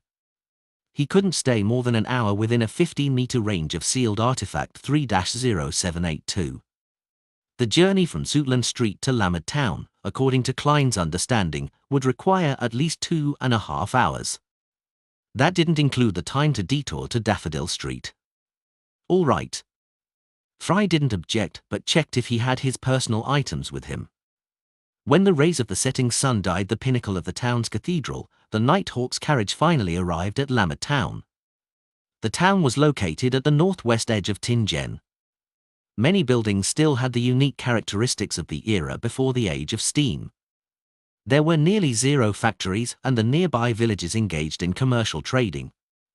After they stopped the carriage, Dunn looked at the hair salon opposite and said, "I asked one of the locals earlier. It only requires a 15-minute walk from here to the castle ruins on the mountain. It said that it belonged to a feudal lord who ruled during the 4th epoch. However, no one knows what happened after that. Of course, their description is merely a local myth. Yes, let's go over now and deal with that wraith before the sky turns dark. Then, we can take turns to watch over 3-0782 and keep it away from commoners." From the moment Dunn retrieved the mutated sun's sacred emblem, 3 hours had already passed. It was getting closer and closer to a beyond us limits. In no time, they would have to part ways and give each other time to recover. "Okay." Fry gave a succinct reply. "I have no problem about that." Klein touched the slumber charms and requiem charms in his pocket. The 3 Nighthawks in thin black windbreakers walked through the street in the town and headed toward the mountain when they reached a fork in the road. Along the way, the road was overgrown with weeds and clustered with shrubs, but it was still spacious enough to let 2 carriages pass side by side. It wasn't long until they saw a collapsed outer wall of an ancient castle. On the outer wall that was still standing, there were green plants crawling all over it while the exposed part was mottled. When he started to get close, Klein could feel a piercing chill as goosebumps formed all over his arms. "There really is a wraith," Fry said monotonously as he looked at the ancient castle. Dunn looked sideways to steal a glance at the newly promoted Nighthawk, then he laughed and said, "Don't worry. We have both 3-0782 and Fry, the wraith won't cause too much of a problem." He held his custom-made revolver in one hand and the mutated sun's sacred emblem in the other. He took the first step towards the ancient castle that looked like a ruin. Klein followed closely behind and prepared to pull the trigger at any time, swing his cane, or use his charms. Whoosh! Whoosh! Whoosh! When Dunn was less than 5 meters away from the ancient castle, where a broken horse stable, water well, and other fixtures were reflected in Klein's eyes, a cold breeze howled in a way that could only be described as sad and shrill. It seemed to be rejecting the uninvited guests. The 3 Nighthawks didn't stop. The warm and pure feeling gradually dispersed the chill and conquered the front of the ancient castle. They scaled the pile of rocks, passing through the collapsed outer wall before slowly entering the castle, which had lost its main entrance and was filled with broken tiles. The hall of the ancient castle was full of collapsed stone pillars and was covered with moss. It was spacious, but the windows were narrow and placed high on the walls. Hence, the lighting was poor. It looked dim and gloomy inside. That's also a trait of buildings from the end of the 4th epoch and the beginning of the 5th epoch. Klein, who was a historian, instinctively made a judgment and activated his spirit vision. Just then, an illusory yet piercing roar suddenly burst out. Suddenly, from out of nowhere, a thick cloud of black fog filled the air, resisting the infiltration of warmth and purity. A tall figure suddenly surfaced amidst the black fog. He wore full body, black armor, and carried a broadsword that a commoner would have found difficult to lift. The wraith looked identical to the one Klein saw in Elizabeth's dream. 2 flame-like balls of red light shone through the gap of his helmet, appearing cold, but they were staring at the 3 Nighthawks angrily. You have disturbed my slumber. You will have to pay with your flesh and blood. He suddenly launched himself forward and instantly shortened the distance to Dunn. He suddenly slashed downwards with his broadsword. Dunn retreated swiftly and lifted his hand to fire his revolver. Clang! The silver demon-hunting bullet didn't manage to penetrate the illusory black armor and only produced a crisp but unrealistic sound. Klein and Fry retreated to the side simultaneously. One held a gun in one hand and aimed at the two balls of fire that took the place of the black-armored knight's eyes before pulling the trigger. The other Nighthawk transformed his eyes into a tranquil greyish-white and focused on the wraith. The black-armored knight roared in anger again. He took another huge stride towards Dunn and swung the broadsword horizontally. Bam! The broadsword didn't hurt Dunn, but it knocked him away, causing him to land heavily by the side of the door. It left him spewing a mouthful of fresh blood. With a loud thud, 3-0782 dropped on the ground. Since it was wearing a metal boot, the wraith eagerly kicked with its right leg and sent the dangerous badge out the ancient castle's door.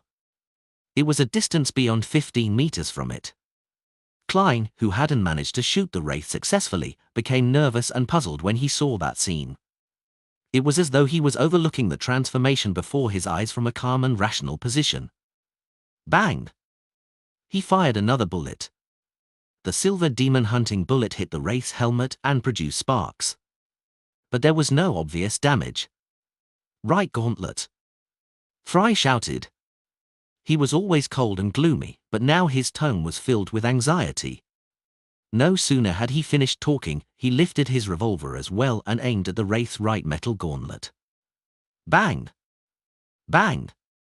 Klein shot subconsciously according to Fry's instruction, firing silver demon-hunting bullets almost simultaneously with him.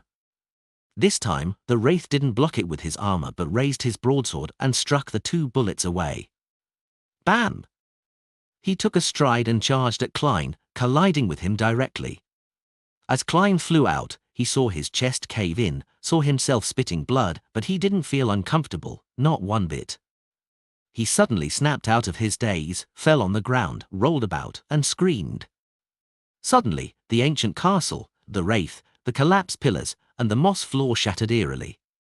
Everything returned to black fog in the air, just like when the black-armored knight first appeared. The only difference was that Dunn held both his fists tightly, bowed slightly, and his grey eyes were dark and deep. As expected, everything was just a dream. Captain pulled the wraith, Fry, and I into his dream at the same time. But I'm special, and I can remain clear-headed and rational. Klein realized that he was still standing 2 meters away to Dunn's right. He hadn't vomited any blood or screamed. Just then, Dunn stood up straight and looked at the wraith that was going to slash with his sword.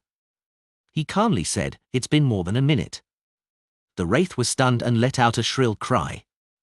Its body started producing black steam, as though it had just received its death sentence. Any zombies or spirits that had yet to turn into evil spirits couldn't stay within the 15-meter range of the mutated sun's sacred emblem for more than a minute. "Holy shit, Captain, you're so cool." Klein looked at the scene from the side and nearly let out a cheer. Dunn had used his dream ability not to attack the wraith on his own turf, but merely to drag out the time. In the warm and pure feeling, the black steam evaporated quickly and the chill dispersed gradually. In no time, the night became transparent and blended into the void. Clang! A black gauntlet fell to the ground, its surface covered with white frost. Klein was about to ask for the captain's go-ahead to pick up the drop, but when he looked over, his spirituality was suddenly disturbed. Somewhere near the stairs that separated the hall and the dining hall, there was an intense yet illusory misery and uncleanliness summoning him. Lord of the Mysteries Chapter 135. Translator, Atlas Studios. Editor, Atlas Studios. "There's some sort of problem there," Klein said with a serious tone, pointing at the steps separating the living room and dining room. He once read in the Nighthawk's confidential records that if similar situations appeared in one's spiritual perception, it usually implied that there was something evil and corrupted hidden at the target location. It was best not to interact with it if one wasn't confident, otherwise, one might lose their life. Sometimes, even a mere glance could result in irreversible damage. Dunn looked over, and similarly, with his high spiritual perception, he immediately sensed something wrong. He turned to look at Klein and instructed calmly, "Divine and see if we would be successful in our investigation." Captain didn't get me to divine before we entered the castle. He was rather confident. That means that he believes that the hidden thing might be more dangerous than the wraith. Klein nodded in silence. He holstered his revolver and handed his cane to Fry. He then released the topaz bracelet within his sleeve, held the silver chain with his left hand, and silently recited a suitable statement. Instantly, his eyes darkened as a breeze started spiraling around him. The investigation of the hidden place in the ancient castle would be successful. The investigation of the hidden place in the ancient castle would be successful. After reciting the statement 7 times, Klein's eyes regained their normal color. He saw the dangling topaz rotating clockwise. It wasn't very obvious, but it was unmistakably rotating clockwise. That meant that the investigation would be successful. Klein, who was already a true seer, immediately nodded at Dunn and Fry. "The danger will be manageable by us, or there could be no danger at all." Dunn pinned the mutated sun's sacred emblem to the left side of his chest, then pressed down on his hat. He briskly walked toward the steps and expertly started searching for a mechanism. Fry, who had picked up the gauntlet, handed Klein's cane back to him. He grabbed his revolver and cautiously scanned the surroundings, as if he was afraid that an enemy would suddenly appear. "I'm still not professional enough as a Nighthawk." Klein geared himself up and took out his revolver and turned alert as well. A few minutes later, it was unknown what the kneeling Dunn Smith triggered as heavy sputtering sounds emanated from the staircase. The floor split open, revealing a set of steps heading down. A cold and corrupted vibe emanated, seemingly condensing into something corporeal. Dunn glanced over and removed sealed artifact 3-0782 from his chest. He tossed it directly into the trap door. After a few clanks, it was unknown where the mutated sun's sacred emblem stopped. If there are dead spirits within, they would definitely toss 3-0782 back out. That would be interesting. Klein stared at the stairs and waited patiently. The lingering sinister and corrupted feeling soon dissolved away like snow meeting the sun. Warmness and purity blanketed the entrance of the trap door. "Klein, go down with me. Fry will stay here and prevent other enemies from destroying the mechanism." Dunn made an experienced decision. "All right." Klein didn't shrink back from the task. He took 2 steps forward and arrived next to Dunn. Fry nodded, not letting his guard down. Dunn went down first, his footsteps reverberating in the silence. He didn't prepare any sources of light, for a beyonder that went down the sleepless pathway. The darkness was not an obstacle, but a blessing. Their vision wasn't hindered by such an environment. After taking a few steps down, Dunn suddenly turned around and looked at Klein. "I forgot that you don't have night vision." "I'm not used to preparing objects that provide illumination." "Captain, you don't need to mind about me. I have my spirit vision." Klein realized that he wasn't shocked at all. That cool captain from before was indeed not normal. In his spirit vision, the darkness before him was screened by a grey film. Even though it was very blurry, it was enough for him to make out where the steps were. Well, the captain sure is healthy, and his mental state is fine too. Klein carefully extended his feet and made his way down slowly. The flight of steps wasn't long. It only took about 15 steps to reach the ground. Sealed artifact 3-0782 was lying there, releasing its purity and warmth. It also radiated a faint glow. Klein could see much more clearly with the help of the illumination. He surveyed the surroundings and noticed that it wasn't a huge basement. It was no longer cold and sinister, but the dampness remained. In the middle of the basement was a black coffin, with dark red nails driven into the lid. The lid of the coffin had been pushed open slightly, allowing one to see a headless corpse that was all bone. Dunn looked around, then bent over to pick up the mutated sun's sacred emblem. "Captain, this coffin. It was intended to prevent the dead within from becoming a zombie or a wraith."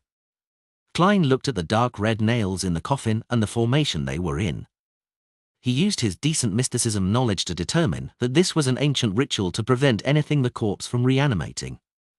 At the same time, he muttered inwardly. But under normal circumstances, who would have nothing better to do than guard against their loved one from reanimating? The people who helped bury the corpse must not be family. And if they placed the coffin in the basement instead of a tomb, they must have been afraid of someone finding the corpse. Dunn, who had worn sealed artifact 3-0782 again, approached the coffin and inspected it. The deceased was probably poisoned to death. That means the person who poisoned him must have used ritualistic magic to prevent him from reanimating and seeking revenge. This should have happened about 1,300 years ago. He became a wraith in the end. The resentment of this spirit is simply shocking. Klein also walked in front of the coffin. Where is his head? That ritual does not call for the head to be sliced off. Dunn thought for a moment before saying, I have a deduction. This wraith didn't exist all the time and only appeared recently. It's only a 15-minute walk from the town to the castle. Throughout the years, troublemakers must have frequented this place, but before this incident, there were no rumors of there being a wraith in this ancient castle. Klein nodded indiscernibly. Captain, what you mean to say is that someone came here recently, opened the coffin, and took away the head of the deceased. Yes, the ritual prevents the corpse from reanimating, but it also seals and preserves its resentment within the coffin. When the coffin was opened and the ritual dispelled, this resentment quickly evolved into a wraith with the help of its gauntlet. There's no corpse of the person who opened the coffin, so he's not an ordinary person. Besides, why did he take away the head of the deceased? Dunn stared at the skeleton in the coffin. For resentment to be preserved for such a long time, there should be some reason other than the ritual. He could have been a Beyonder when he was alive, perhaps a descendant 1 or 2 generations removed of a mid-sequence Beyonder. I am talking about the mid-sequences as defined in the past, sequence 5 or 6. And such corpses are always special. His head might be usable in some kind of ritual or in some other occasion. Dunn paused before continuing, what I said just now was all conjecture. But we can try to verify some of it. We can split up later in town and investigate to see if anyone was injured before in their youth. Well, if they are still alive, it would prove that the wraith only appeared recently. A logical train of thought, Klein praised. He quickly searched the basement but didn't find anything else. He tried using ritualistic magic to make a sketch of the guest that entered the basement, but because it had been more than a month since it happened, as well as the disturbed environment due to the frequent appearance of the wraith, there wasn't much of a result. He then took Fry's place, allowing the expert on the dead to conduct further tests. 15 minutes later, as the sun was vanishing below the horizon, Dunn and Fry followed the steps and returned to the hall of the ancient palace. Dunn felt for the switch to the trapdoor while Fry gave a short description. The deceased was indeed poisoned to death. The traces near the neck appeared recently, at the very most 3 months back. This means that it's highly probable that someone came here before. Klein nodded in thought. The 3 Nighthawks returned to Lamed Town before it got dark and asked for 2 rooms at an inn. The member that got the sealed artifact 3-0782 was to take this dangerous item for a stroll outside the town where no one would be. They would change their shifts once every 2 hours, and thus only needed 2 rooms. After a simple dinner, Klein, Dunn, and Fry immediately split up and covered all corners of the town, asking the residents who had lived in this town for extended periods of time. In situations like this, their identification documents as policemen proved useful. Officer, why are you asking this? I used to head to the abandoned castle to play when I was young. Injured? Definitely. How could a child not have fallen while playing? I remember, yes, I've been cut by a sharp rock on the outer walls of the ancient castle in the past. A 40-year-old blonde man looked puzzledly at Klein but answered his question honestly. This was the 14th person Klein had asked, of which 2 vividly remembered being injured in the castle when they were young. The captain's deduction is correct. Klein decided as he put away his identification documents. He smiled and said, "Thank you for your cooperation. I have no more questions." The most up-to-date novels are published on n0velbn.co/m. He was about to leave when the 40-year-old man called after him, "Officer, are you interested in the ancient castle? I have an oil painting of the first Baron that resided in there. He was the grandfather of my grandfather of my grandfather. Well, anyway, it was a long time ago. He took away our oil painting from the castle and told me that it was the oil painting of the first Baron Lammard. Do you want it? It's a true antique. If it was a true antique, your family would have sold it a long time ago. This guy sure is gutsy, daring to fool even the police. Should I scare him with my gun?" Klein lampooned and adopted the attitude of a window shopper and said, "Who knows if it's a real antique or not? I'll trust my own judgment. Take it out and let me see it." The blond man smiled and returned to the room and rummaged for it. Some time later, he walked out with the oil painting in hand.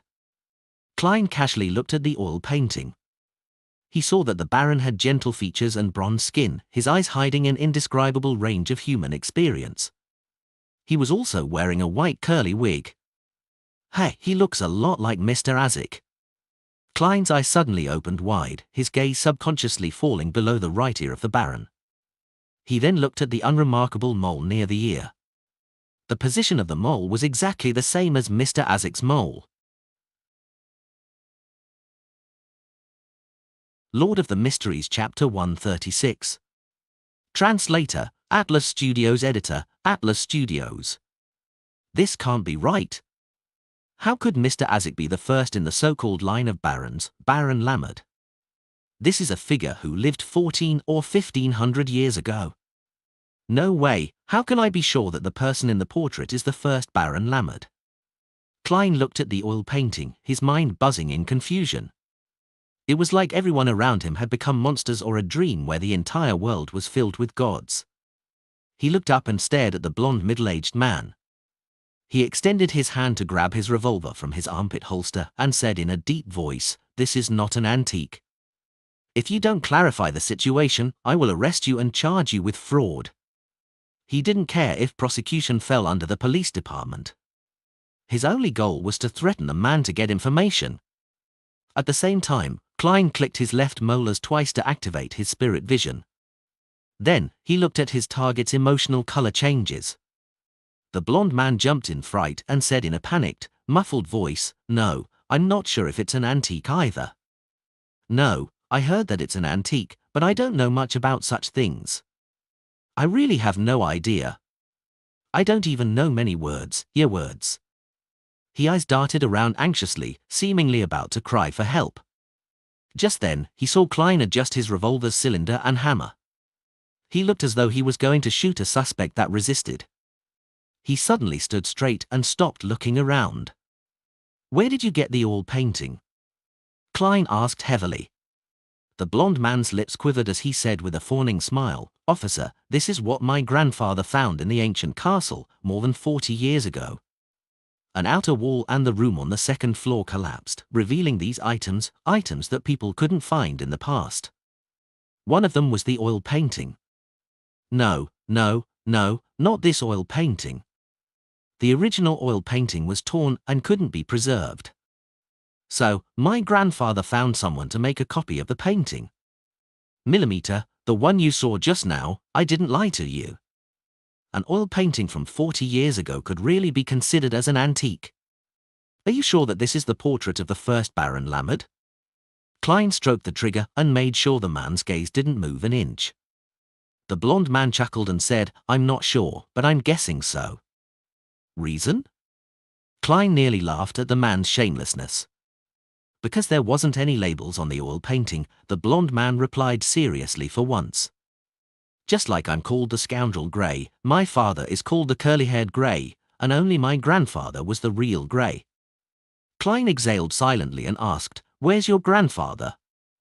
"In the cemetery, he's been buried there for almost 2 decades. Next to him is my father who was buried 3 years back," the blond man answered honestly. After Klein asked a few questions from different angles, he adjusted the cylinder in front of the blond man and put it back into his armpit holster. He put away his police identification and turned around in his black windbreaker before walking towards the motel with his hands stuffed into his pockets. He walked quietly along the street underneath the dim light that was shining out from the houses that lined both sides of the street. I can't confirm if the portrait is that of the first Baron Lammard. I wonder if the town has the exact historical record of the ancient castle.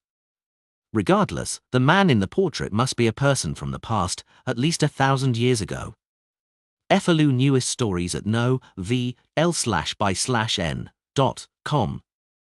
Besides the hair, he looks almost identical to Mr. Azik.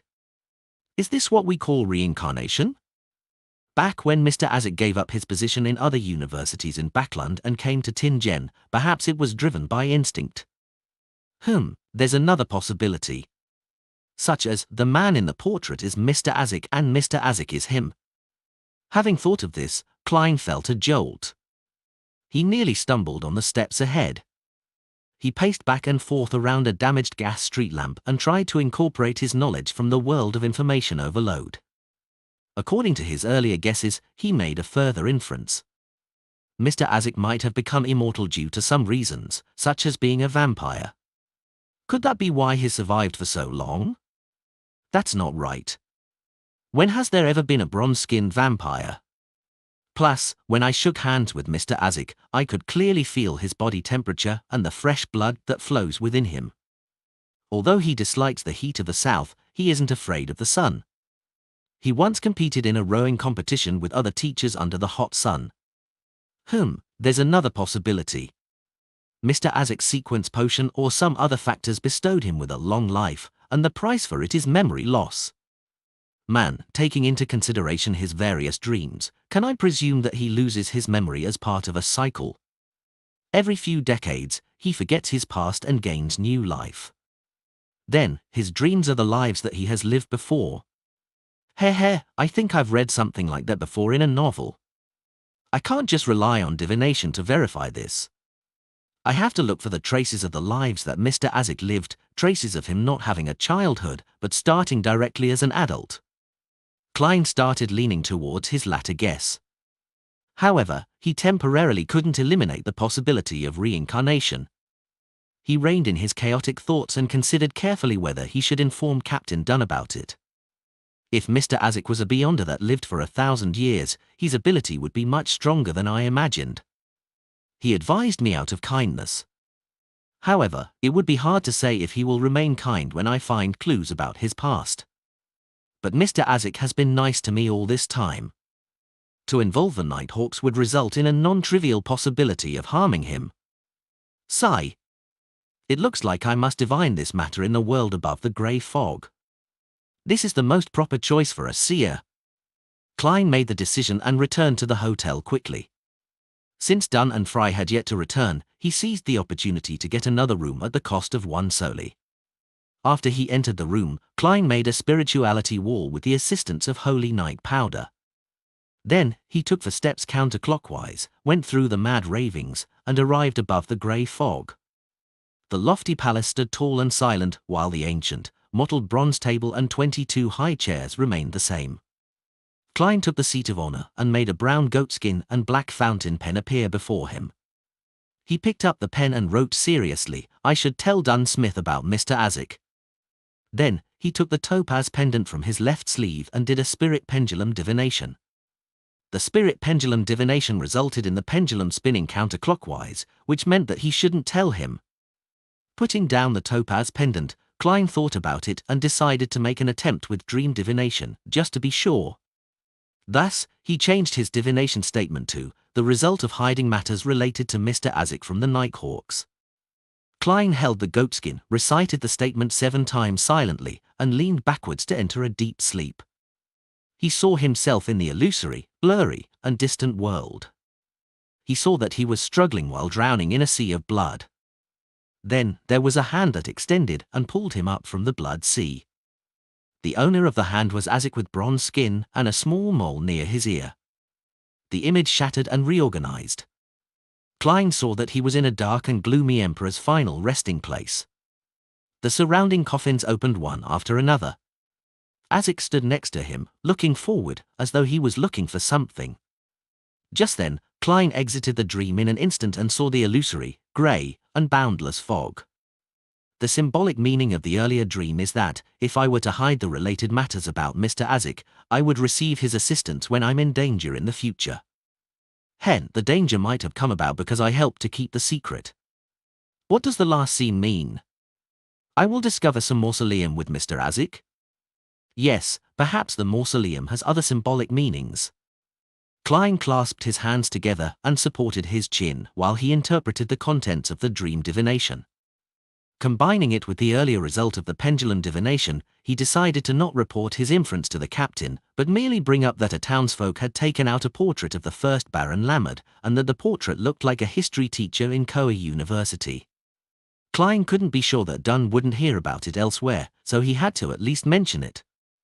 Of course, Dunn was unfamiliar with Azik and didn't know of his recount and strange dreams, so he would find it difficult to connect them. Klein even suspected that the captain wouldn't quite remember what Azik looked like. Then, he stopped thinking further and planned to leave the world above the grey fog.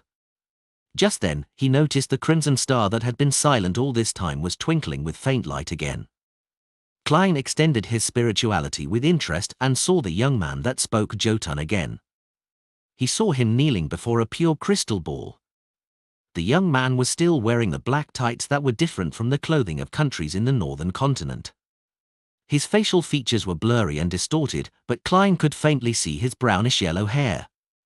He knelt there and prayed with an unusual pain in his tone. Klein leaned sideways to hear. He relied on his beginner-level Jotun and barely understood what the young man was saying. "O magnificent deity, please cast your eyes on this land that you have forsaken.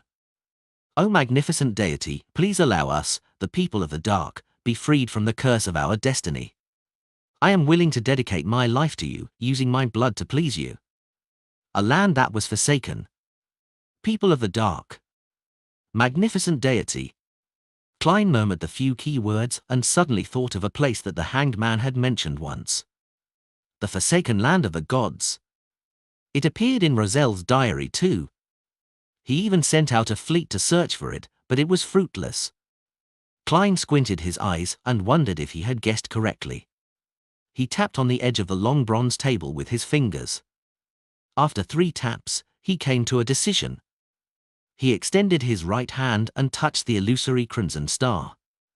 The cloud of crimson immediately exploded, and the light flowed in like water.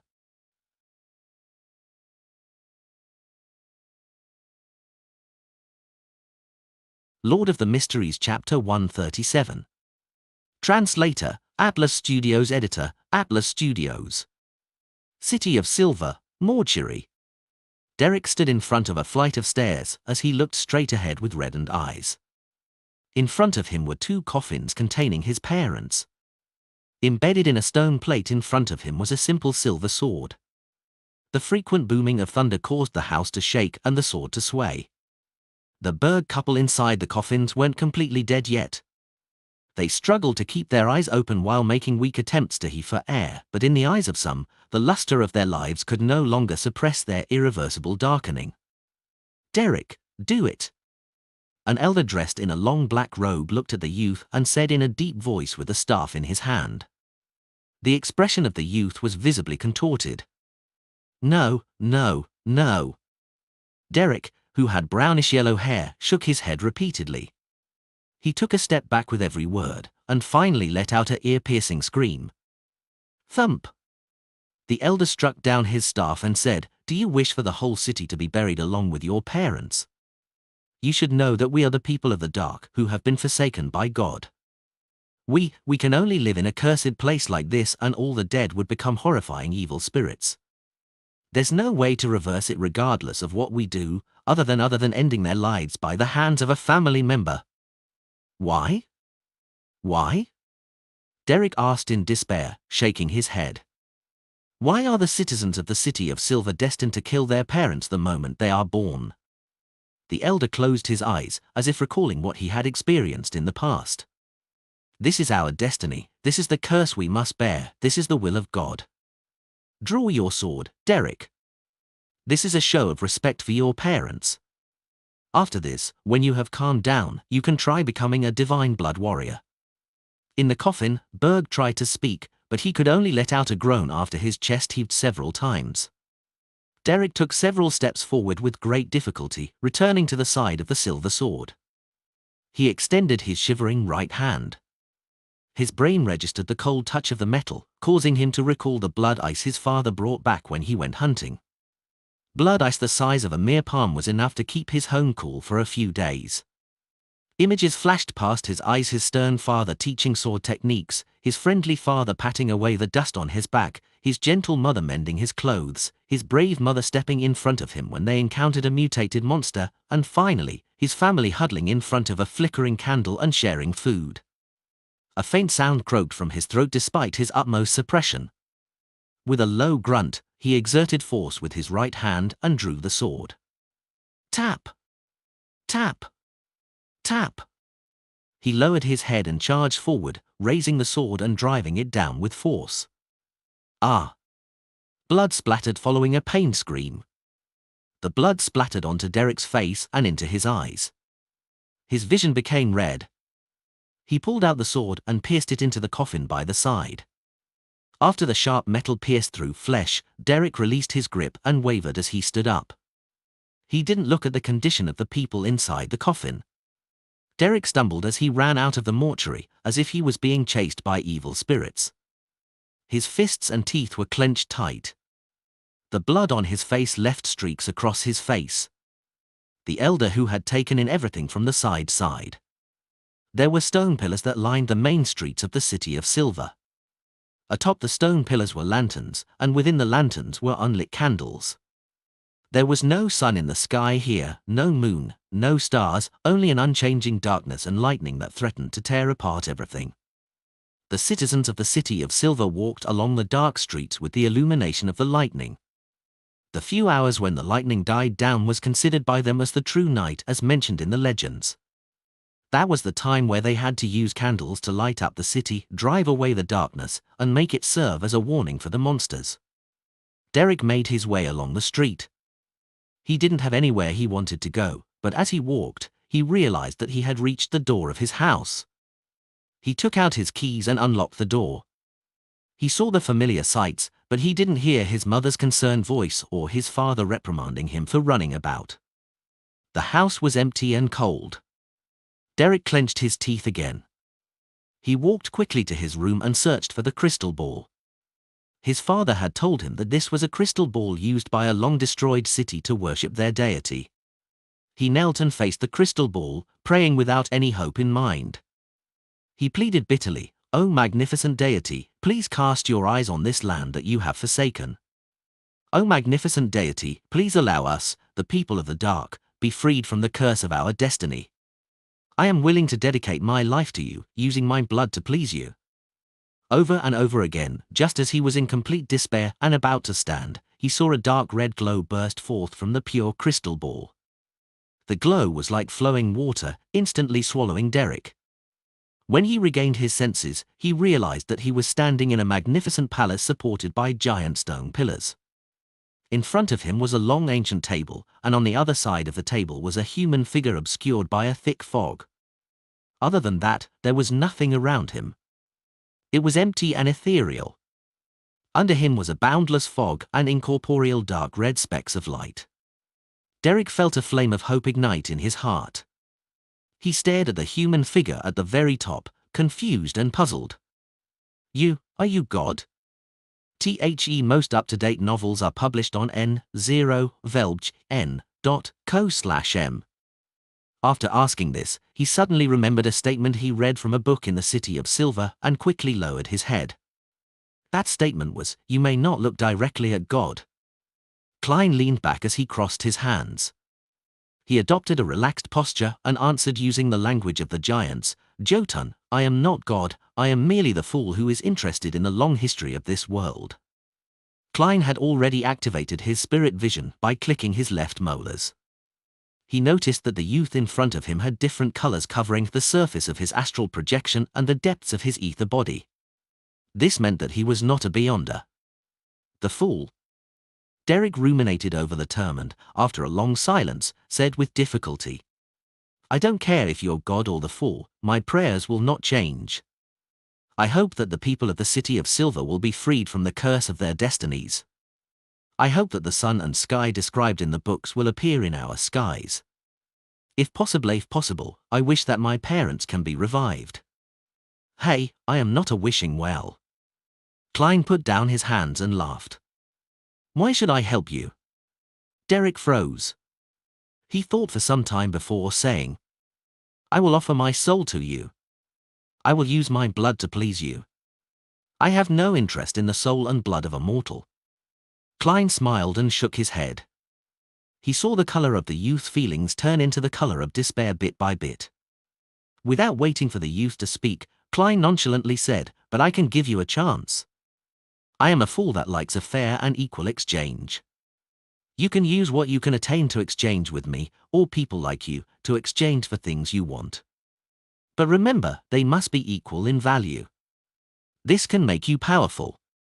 Perhaps one day, you can rely on your own strength to free the City of Silver from its curse and make the sun appear in your sky once again. Based on the youth's description, Klein was confident that the City of Silver was the so-called forsaken land of the gods. Of course, he couldn't be certain of this for the time being. After all, the religious literature claimed that the world existed in a sunless state during the first epoch, the Chaos Epoch. No one knew if there were any other strange land that the countries of the northern continent were unaware of, other than the forsaken land of the gods. Derek listened quietly. He lowered his head in silence and replied after a while, I want to become the sun. I wish to obtain the formula of the corresponding starting sequence potion from you. Sequence, potion, the sun. The sequence pathway that the Church of the Eternal Blazing Sun possesses. From the looks of it, we exist in the same world. The term sequence was born from the revelation of the first blasphemy slate, which happened at the end of the second epoch, the Dark Epoch. In other words, if the City of Silver is really the forsaken land of the gods, this means that it was split apart from the southern and northern continents at the end of the second epoch. Could this be related to the cataclysm of the third epoch? According to the legends, the Evernite goddess, Mother Earth, and the god of combat descended upon this world and protected humans from the cataclysm along with the Lord of Storms, Eternal Blazing Sun, and the god of knowledge and wisdom. Klein obtained a fair bit of information from the youth. But he had trouble interpreting what the youth was saying, and even more trouble organizing his words, as he wasn't fluent in Jotun. Luckily, ancient Faisak was derived directly from Jotun. Klein could be described as an expert in that area, and thus, he could master Jotun relatively quickly, preventing him from making a fool of himself. Klein maintained his posture. He replied with a calm tone, We can discuss this transaction in the future. Do not go out for the next 2 days. Try your best to not be in the same room as anyone else. He didn't know the unit of time used in the City of Silver, much less the time difference it had with the Lun Kingdom. All he could do was generalize it as tomorrow and wait until the tarot gathering was over before he told him that was the time for future meetings. Klein knew that there was a term for day in the Jotun, and thus deduced that the youth would understand even if the City of Silver didn't use it as a measure of time. All right, I'll follow your instructions, Derek replied with his head lowered. He didn't have any objections. Klein heaved a sigh of relief. He tapped his fingers on the side of the table and said, Before I send you back, let me first complete our equal exchange. I gave you a chance to be strong, and you have to give me something equal in return. I have said that I am the fool who is interested in the long history of this world. What I ask in return is the history of the City of Silver, everything that you know. Derek thought for a moment before replying softly, I will describe it faithfully. The City of Silver has existed ever since the omnipotent and omniscient God, the Lord that created everything, forsook this land. No, it existed before that, but it was called the Kingdom of Silver. Lord of the Mysteries Chapter 138. Translator, Atlas Studios. Editor, Atlas Studios. The omnipotent and omniscient God. The Lord that created everything. Klein leaned back and maintained a profound posture while he ruminated over the words that the youth from the City of Silver had said. He was no stranger to a Lord that created everything. The creator mentioned in the Book of Storms, the revelation of Evernight, and other urban myths referred to the creator with similar titles. It was also the way various secret organizations like the Aurora Order described the true creator. But this was the first time Klein was hearing of an omnipotent and omniscient god in this world. Be it the Evernight goddess, Lord of Storms, and the god of steam and machinery, none of them claimed to be omniscient or omnipotent. If the City of Silver was really in the Forsaken Land of the Gods, then the Forsaken Land of the Gods would truly belong to this world. The omnipotent and omniscient God might be the title of the creator that was used by the living in ancient times. Klein looked towards the young man opposite him in thought. He looked at the emotional colors of pain and sorrow. When Derek felt the fool's gaze, he lowered his head involuntarily. He recalled the legends that his parents had told him. He said slowly and sadly, when the sun disappeared from the sky, when the clouds were ripped and torn apart, when lightning and thunder became our rulers, and the monsters lurking in the dark suddenly emerged, one so terrifying beyond one's imagination, they destroyed one city after another in the Kingdom of Silver. Humanity's dark ages had arrived. The remaining experts in the City of Silver then relied on their united power and 2 magical items before they finally warded off the attack of the things of the dark. They gradually eradicated the monsters within a 1-day journey of the city, and they established a city-state that protected the last light of human civilization. A standard textbook description. Klein couldn't help but comment in his head. The young man's description made him feel that the City of Silver was in a different world than the northern continent. Maybe this is the unique characteristic of the Forsaken Land of the Gods? He thought, without revealing his emotions. Derek calmed his breathing and continued, during the first few decades, plants couldn't grow. The City of Silver had a severe lack of food, and we could only hunt dark creatures or mutated animals to relieve our hunger. The population dropped drastically. Fortunately, we found black-faced grass. It could survive under such circumstances, and it became our only reliable and stable food source. It was said to be the final intervention that the magnificent god left for us. It allowed one generation after another to live on in the City of Silver. It persisted in the Dark Ages for 2,582 years. The passage of time was recorded by a long line of chiefs.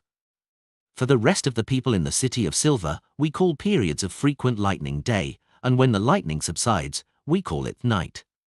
It's a rather confusing system, and it makes exact dates difficult to pinpoint. Such a magical place. Klein was glad that he hadn't talked about tomorrow, but instead vaguely mentioned the following 2 days. Derek briefly talked about the few memorable incidents in the City of Silver's history and said, when the population returned to a certain level, the number of Beyonders increased.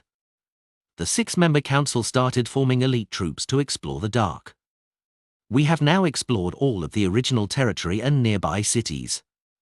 We are advancing towards the darker and more terrifying depths of the dark. At the border, we found cities with strange architectural style, but they were destroyed at some point. We suspect that they were sanctuaries built by other remaining humans. Unfortunately, they still lost to the things of the dark in the end. Find news stories on november/elbin.com. The things of the dark that he mentioned should be a reference to monsters that hide in the dark, ones that are beyond imagination. Klein nodded indiscernibly. The Kingdom of Silver was once ruled by the Giant King. Hence, the Beyonder chain that we are in control of is the Giant Pathway, also known as the Divine Blood Warrior Sequence Pathway. When we killed certain monsters and explored those destroyed cities, we obtained potion formulas of other sequences. However, the sequence pathways are incomplete, Derek said, moving on to explain the current situation in the City of Silver. Upon hearing that, Klein's mind jolted. Although he didn't change his posture much, he was obviously paying more attention. I love knowing more about sequence potions. The Giant King. The City of Silver and the Northern Continent share the same history? The Second Epoch's history. Killing a monster causes it to drop a formula? Is this a game? No, there's another possibility. Those monsters were once human, beyond us. Klein suddenly felt a heavy weight on his shoulders. Derek saw that the fool didn't reply. He clenched his teeth, pondered, and said, "The names of the giant sequence pathway are Sequence 9 the Beyonder Warrior, Sequence 8 Gladiator, Sequence 7 Weapons Master, Sequence 6 Dawn Paladin, Sequence 5 Guardian, and Sequence for Demon Hunter." Only the elders in the 6-member council know the names of the higher sequences. Sequence for Demon Hunter. This is the name of a high sequence potion formula? This is the first time I've heard something like this. Klein felt delighted at the fact that he finally learned one of the names of the higher sequences. However, he suspected that it was a name from ancient times, which would be different from the current version in the northern continent, just like the Windstorm Priest and the Seafarer. Oh, Beyonder Warrior, Gladiator, Weapons Master. Sounds familiar. Oh right, the sequence pathway that the Church of the God of Combat has in control is very similar to this. Sequence 9 Warrior, Sequence 8 Pugilist, Sequence 7 Weapons Master. Due to the limits of his security clearance, Klein only knew the titles of the first 3 sequences that the Church of the God of Combat had in control, but the similarity between the 2 pathways was still obvious. Based on the core meaning, they are basically identical. The complete sequence that the Church of the God of Combat mastered is the so-called Giant Sequence pathway. It is said that there was a god that emerged in the 3rd epoch, which was the Cataclysm epoch, to inherit the estate of the Giant King? Or could it be that he himself was an ancient giant? Klein analyzed and judged while he maintained his calm appearance. Derek continued to explain. After we pulled through the initial hardships, the City of Silver has been ruled by a 6-member council ever since. The elder that enjoys the highest position in the council is called the Chief. The other 5 are equal in rank. The current 6-member council is formed by 3 demon hunters, 2 guardians with the greatest potential, and a shepherd.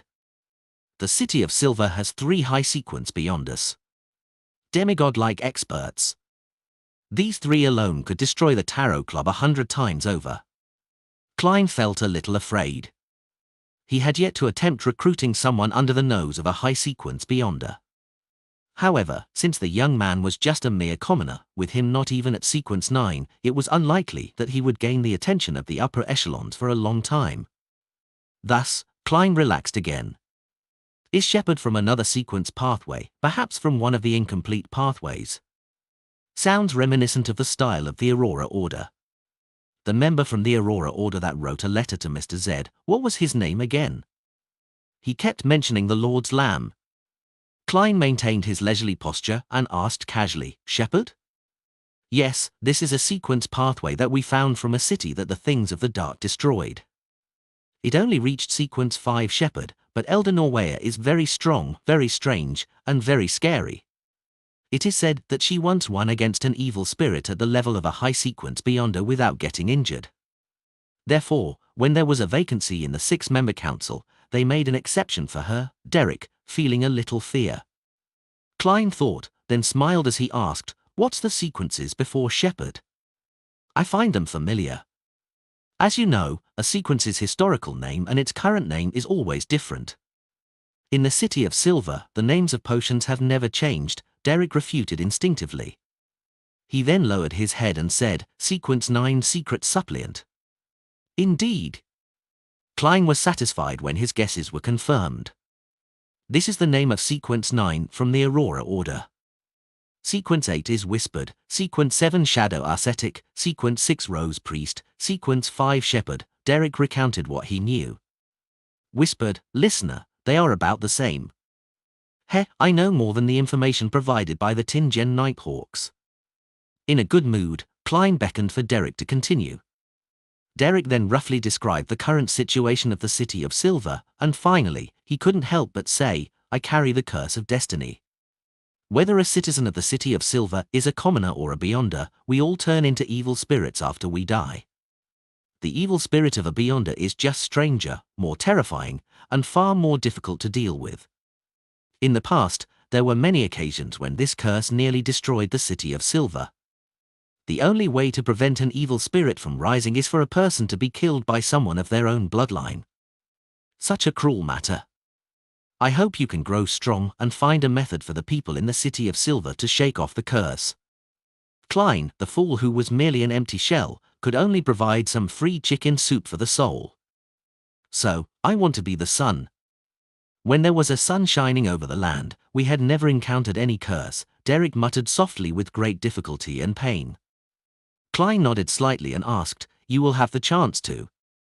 Remember that I can pull you in here anytime in the next 2 days. Try to avoid being around other people." "All right," Derek replied solemnly. "Before that, I need you to confirm your code name." Klein smiled and pointed at the deck of tarot cards that appeared on the table. Confident that Derek had never come into contact with tarot cards, he gave a brief introduction. "Pick one of the cards as your code name. Anything besides the Fool, Justice, and the Hanged Man." Derek took 2 steps forward, flipped through the tarot cards, and said without hesitation, "Sunday." "I picked the Sun." "Remember your choice, it will follow you for the rest of your life," Klein replied like a charlatan. At the same time, he extended his hand and severed the connection in a restrained manner. Then, he watched as the crimson glow receded, and the young man opposite him turned incorporeal and dispersed bit by bit.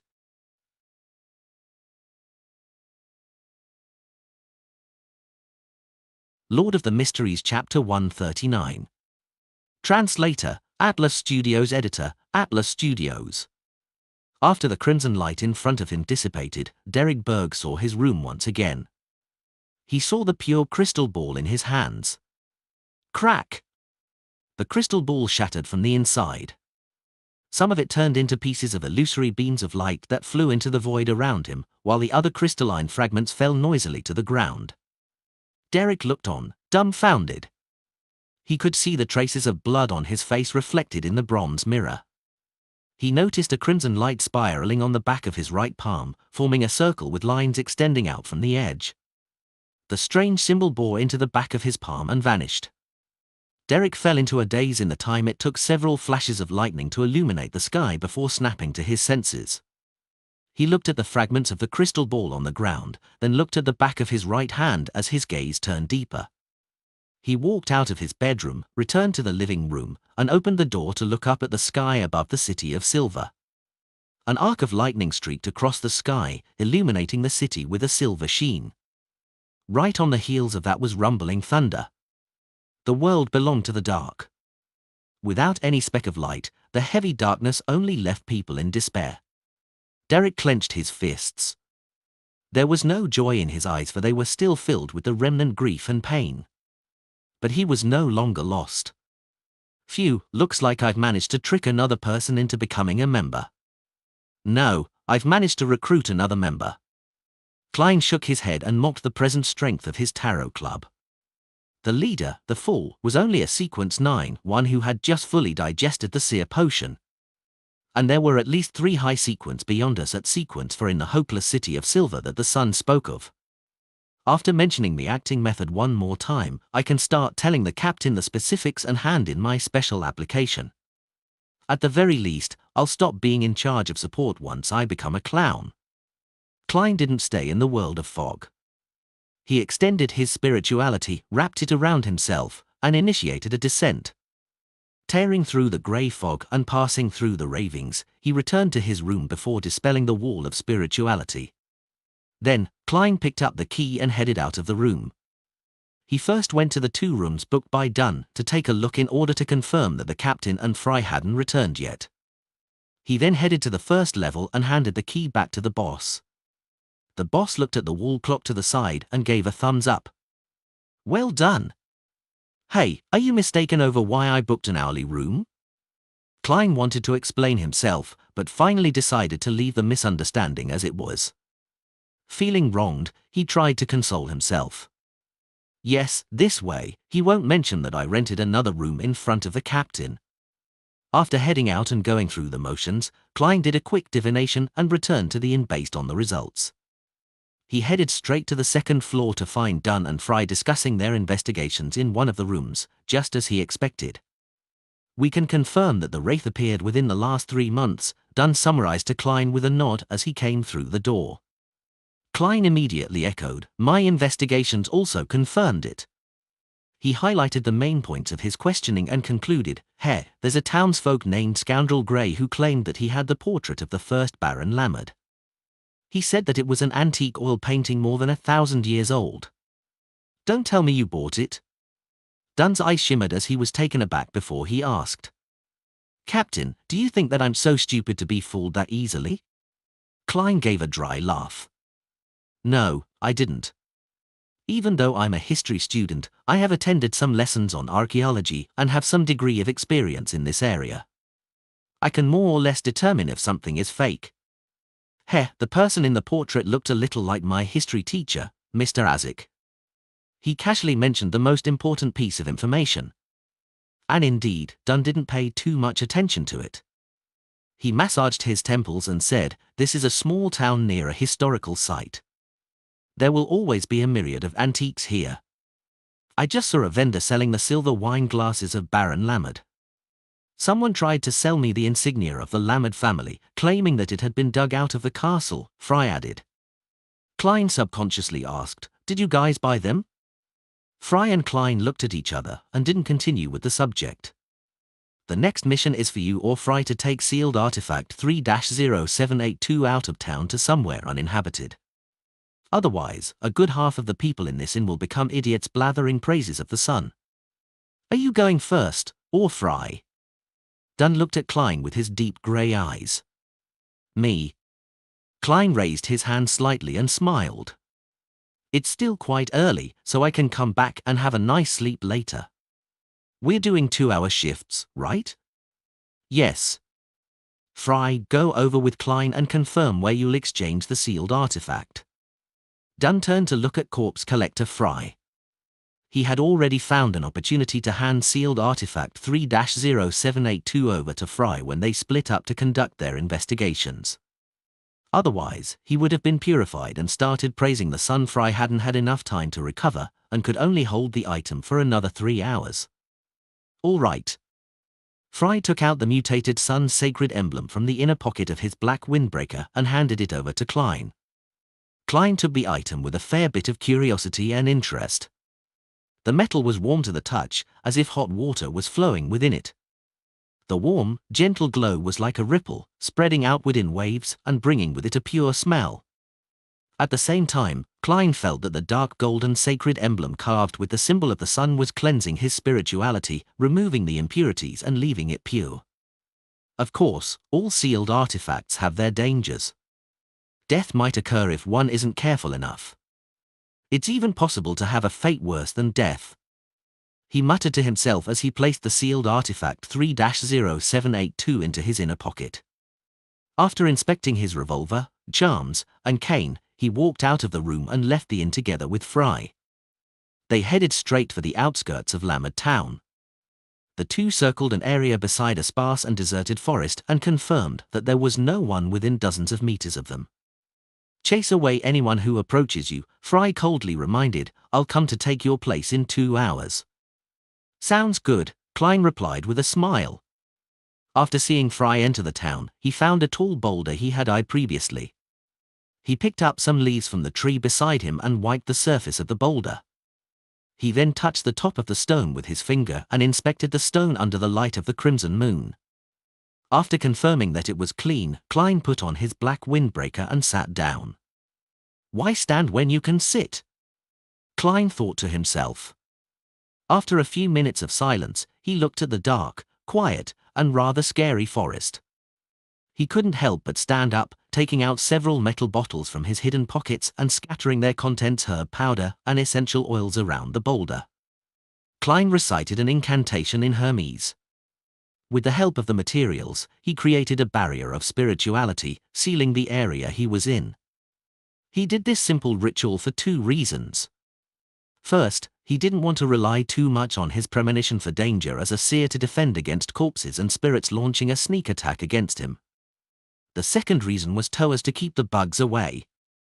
This is 100 times better than insect repellent. Klein sat back down, satisfied. After sitting there for a few minutes, Klein took out sealed artifact 3-0782 out of curiosity. He began a detailed inspection of the mutated sun's sacred emblem. "I wonder if I could use divination to find out its origins and how it became special." He took out the pen and paper he always had on him and wrote a statement, "The origin of the mutated sun's sacred emblem in my hands." As a qualified and true seer, Klein had made the preparations needed to divine anywhere. After reciting the statement 7 times, he closed his eyes and entered a state of cogitation, using that as a launchpad to propel him into his dreams. FLU newest stories at novl/by/n.com. All he saw were fragmented pieces of light in his dreams. Other than that, he didn't learn anything else. Yes, the church must have gotten other seers to attempt the same thing in the past. The fact that there is no mention of its origins must mean that there was no result from the divination, just like what happened just now. Klein sighed. He then thought, I wonder what would happen if I eliminate the interferences. This thought immediately filled Klein's head, pushing his curiosity to a peak. After more than 10 minutes of hesitation, he stood up. He decided that it was fine since there was no one around, considering how he was in a secluded area of the forest. He took the steps counterclockwise inside his wall of spirituality before entering the world above the fog once again. Klein sat at the seat of honor of the ancient table in the magnificent palace. He conjured a few sheets of yellowish-brown goatskin and a black fountain pen, as well as the mutated sun's sacred emblem. It feels rather real. He rubbed sealed artifact 3-0782 in his hands, finding the tactile feedback identical to the one he had felt in the outside world. It instantiates itself based on what I felt? Klein mumbled to himself before writing down the statement he had come up with previously. The origin of the mutated sun's sacred emblem in my hands. After reciting the statement 7 times, he held the piece of goatskin and sealed artifact 3-0782 in his hands. He leaned back and entered his dream. In the blurry dream world, Klein saw a drop of glowing gold liquid. It was warm and bright. It was suspended above an altar before a man dressed in a white classic robe. The man only had his back facing Klein. He had lost all signs of life as he fell slowly towards the sacrificial altar. At that moment, the sun's sacred emblem he was holding had come into contact with the golden liquid, the latter quickly seeping into the emblem. The dream quickly dissipated after Klein saw this, waking him up. So it was because of the golden liquid that this sacred emblem has been so effective and uncontrollable to this day. Decades have passed since the discovery of this emblem, but its cleansing powers haven't declined. I wonder what that golden liquid was? Some advanced beyonder ingredient? Klein toyed with the sealed artifact 3-0782 in his hand and slipped into deep thought. After deliberating over it for a few minutes, he tried to emulate the feeling he had in the dream. He wanted to separate the golden liquid from the mutated sun's sacred emblem he had conjured. He accomplished it almost immediately as the thought came to him. Klein looked in shock at the emblem, which was no longer warm or pure. He watched as the drops of golden liquid silently suspended themselves in the air. He had even more praises for this mysterious space above the fog. This is practically a miracle, even if the separation and instantiation here isn't real. The origins of this drop of golden liquid. He penned down a new statement with great excitement. Lord of the Mysteries Chapter 140. Translator, Atlas Studios. Editor, Atlas Studios. The origins of this drop of golden liquid. After reciting the divination statement 7 times, Klein held onto the goatskin and the illusory golden liquid before leaning back in his seat. He didn't know if he could divine with the item that was instantiated based purely on a feeling. All he could do was make bold assumptions and carefully seek confirmation. In seconds, Klein's eyes darkened, turning from brown to black as he entered a state of cogitation. His eyelids drooped down and he saw the illusory yet blurry dream. In the blurry world that looked in shambles, a golden, glaring sun suddenly appeared. A low grunt resounded across the void. The pure and clean light suddenly lit everything up as the gold and burning flames swept outwards. Boom! Klein was instantly expelled from his dream world and flipped onto his side as he shivered. His body seemed to become a huge bonfire which burned with a raging flame. At that moment, his thoughts were all over the place. No proper idea could form from the chaos in his mind. Rumble! the mysterious space above the grey fog shook violently, and the lofty palace collapsed inch by inch. The ancient, mottled bronze table broke into a few pieces. The terrifying changes only continued for 3 seconds before the world above the grey fog returned to tranquility as though nothing had happened. The gold flame on Klein gradually extinguished. He rolled around on his charred skin as he groaned in pain until he eventually regained his ability to think. He supported himself on the armrest of the high chair and stood up with great difficulty. He was terrified and confused about what had just happened. He had never imagined that a mere divination would result in such consequences. He panted and lifted his head to survey his surroundings. He realized that the lofty palace and ancient bronze table, which looked like they had stood unchanged since ancient times, had been damaged. In the world above the grey fog, which had never experienced any abnormality, it was simply an unprecedented level of damage. What happened? Did my divination point toward some unfathomable existence? Klein calmed down slightly and let his burned flesh shed while he speculated. If I wasn't protected by this mysterious space above the grey fog, there might not even be ashes of me left behind. Could that drop of gold liquid be the blood of a god? Did I see the eternal blazing sun, or some powerful angel of his? No, that was the sun, so I think it was the former. Damn, did I just look directly at a god? Klein felt more fear as he thought about it. He felt that he had nearly died. Those who know nothing fear nothing, but those who don't court death won't die. In the future, I can't just divine anything and everything. Who knows what I'll see? If that were to happen once more, I don't know if this mysterious space could even shelter me from fatal damage. When that happens, I'd actually die. Yes, it definitely won't do if I continue making experiments with the golden liquid. The existence from before which was likely eternal blazing Sunday. He must have sensed the sudden, hidden and unexpected influence from the divination above the grey fog and failed to respond in time. If he were prepared, this mysterious space might not have been able to withstand the repercussions. Having come to this realization, Klein's body had already returned to normal.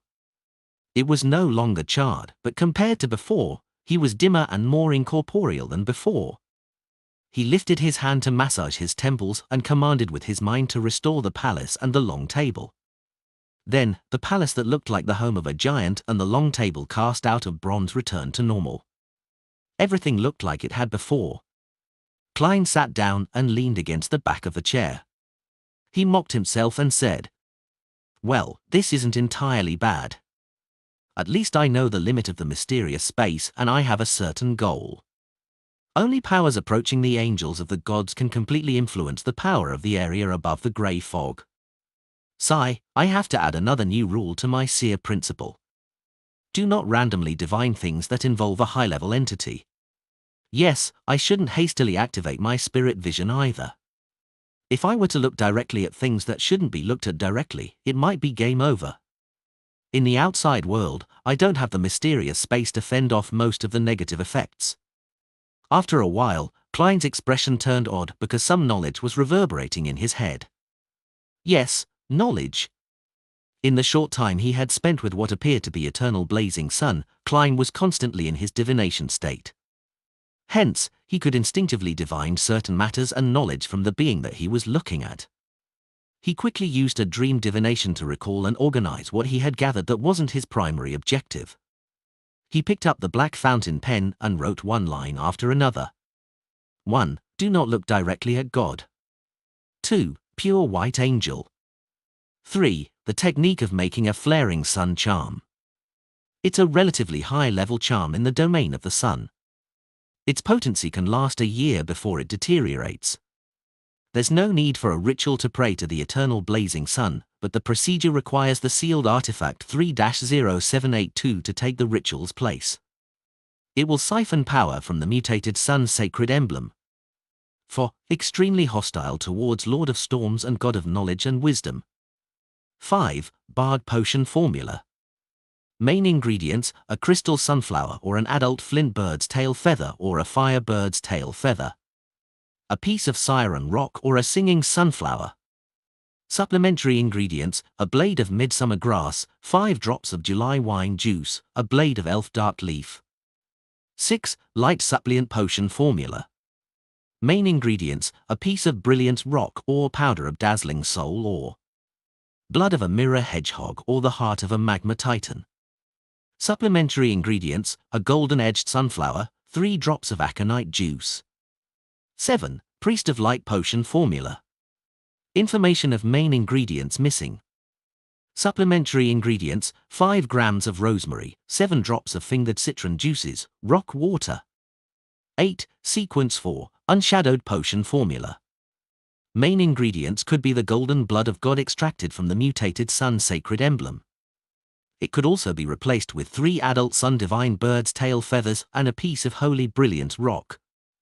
Information of supplementary ingredients missing. The most up-to-date novels are published on n0velbgn.co/m. After writing down the 8 lines, Klein couldn't help but rap the edge of the long bronze table. He had gained way more than he imagined. He was already satisfied with surviving his reckless divination earlier, but now he had received an unexpected survival reward. From the confidential information he received from the Nighthawks, he knew that the sequence pathway that the Church of the Eternal Blazing Sun held was called Sun, and its sequence 9 was barred. It would allow the Beyonder to imbue courage and strength for themselves and their allies through their singing, a job that brought about devotion and submission. Their slogan was "Let us praise the Sun." The corresponding sequence 8 was Light Suppliant. They could cast spells and hold rituals from the sun's domain, which were very effective against corpses and spirits. Sequence 7 was called Solar High Priest, which greatly enhanced the spells and rituals within its domain.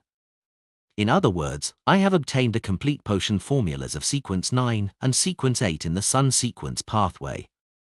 Yes, unlike before, the potion formula even lists replacement items and ingredient names from different eras.